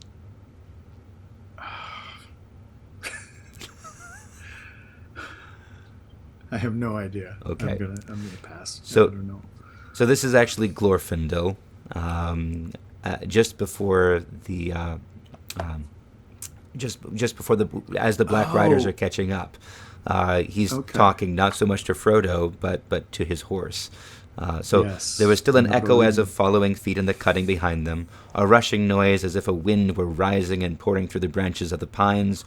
One moment Glorfindel turned and listened, then he sprang forward with a loud cry. "Fly!" he called. "Fly! The enemy is upon us!" The white horse leapt forward. The hobbits ran down the slope. Glorfindel and Strider followed as rear guard. So, yeah. Perfect. All right. Okay, that's it. We've the next lost. two are just for fun. To decide whether we're dessert or the entree. All right. Okay, that's what I meant. We hobbits ought to stick together, and we will. That's what I meant. We hobbits ought to stick together, and we will.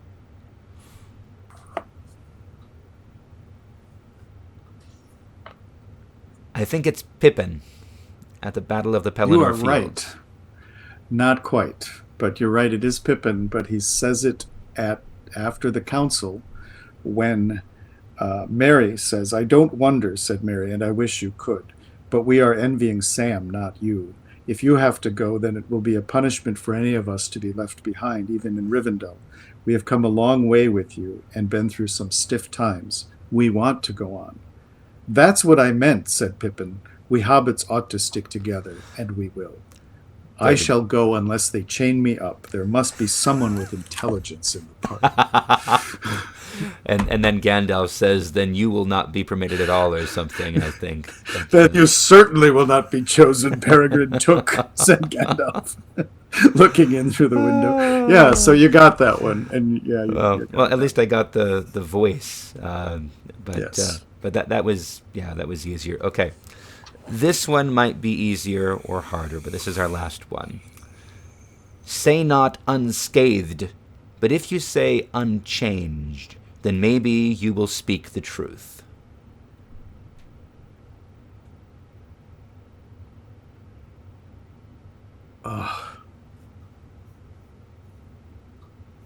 Oh, that's so close. I'm just gonna ask you to tell me. Because Okay. I will. So it's I will not Aragorn. embarrass myself for the It's false okay. answer. It's Oh, I Aragorn knew it was somebody else. because Boromir has been, saying that Lothlorien is dangerous and no one comes out of it unscathed. And Aragorn says, that's what it was. Right, Yes. so I'll just read. Say So Boromir says, "But of that perilous land we have heard in Gondor, and it is said that few come out who once go in, and of that few none have escaped unscathed. Say not unscathed, but if you say unchanged, then maybe you will speak the truth," said Aragorn. "But lore worsens in Gondor, Boromir, if in the city of those who once were wise, they now speak evil of Lothlorien." So, Yeah. well, we're 1 for 5 between. Oh well. So yes. Yeah. There you go. No Okay. congratulations to us. We were both looted and eaten by the Uruk-hai. I guess. I've never won a game of Lord of the Rings trivia, by the way. So Well, I was so struck by the deep cuts that you had chosen I was thinking of making it easy, and then you picked that brilliant, heart-rendingly gorgeous passage about Numenor and the groves, and I thought, oh, Father Paul has read deeply. Oh, this guy knows his I stuff. I better pick some tough stuff. No, But, I'm just a good actor. That's the thing. So. Or a mediocre actor, but I'm No. Your gaffer is going to remain with me. Yes, as Albert Einstein is perhaps wrongly quoted as saying, "Never memorize anything you can look up." So I use this is my memory here. And mine is over on the on the table. Yes, that's why we have. Well, thank you books. for that. Now I'm going to pay much closer attention while I am reading. So. Because you never know when this might happen again. And next time you come, I think you can remind me. You can ask me 3 questions, and I'll just ask you 2, and you can have your revenge.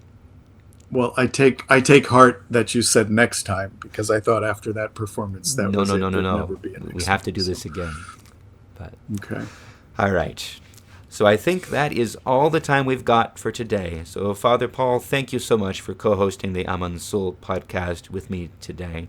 You're becoming our resident expert on the virtues, first on leadership and now on wisdom and counsel. I hope we can bring you back again soon. By your prayers, yeah. Let's do it again. It'd be wonderful. If there's a particular chapter that you really would like to talk over with me, please drop me a note, and we'll just put it in the calendar. So sounds good. Unless, of course, the response you get to this episode is, Don't ask him back. I'll acknowledge the fans' preferences. I'll override them then. Sorry, fans. Okay. So, next time on Amon Sûl, Very good. I'll be joined by my friend Zach Heller, who's a pastoral assistant in Northern Ohio and a recent graduate of Holy Cross Greek Orthodox School of Theology. We're going to talk about the next chapter, A Shortcut to Mushrooms, and how he is finding and hopefully enjoying his first ever read-through of Lord of the Rings. So I look forward to that. As a matter of housekeeping, remember that besides looking for potential guest co-hosts, I'm also looking for any submissions of real-world photos that remind you of the landscapes of Middle-earth, and especially of Weathertop, of Amon Sûl itself. You can send those photos and any questions, comments, topic suggestions, or orcish ideas for their taking the hobbits to Isengard to me at amonsul@ancientfaith.com or by messaging us through the podcast Facebook page.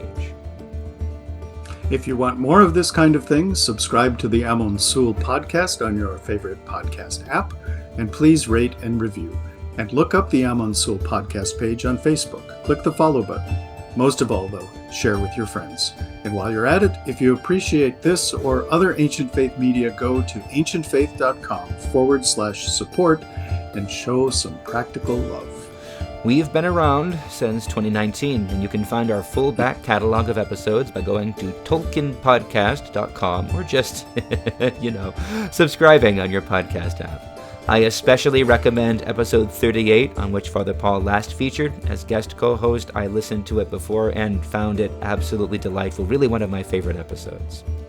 The Amon Sûl podcast theme music is Hidden Past, and the closing theme is Celtic Impulse, both by Kevin MacLeod. You can find his music at incompetech.com. Our podcast cover art was created by Faithful Sam, Samuel Hebel, and our audio producer / Hobbit relocation consultant is Charlotte Martin, and our video editor / scenic view curator is Simon Nelson. And special thanks go to the Amon Sûl Facebook group for conversation, inspiration, and guest co-host applications. I am your host, Father Anthony Cook, and even though after this episode, Father Andrew will have to create a new Hobbit travelogue podcast featuring elven guests with ambiguous advice. This has been a listener-supported presentation of Ancient Faith Radio.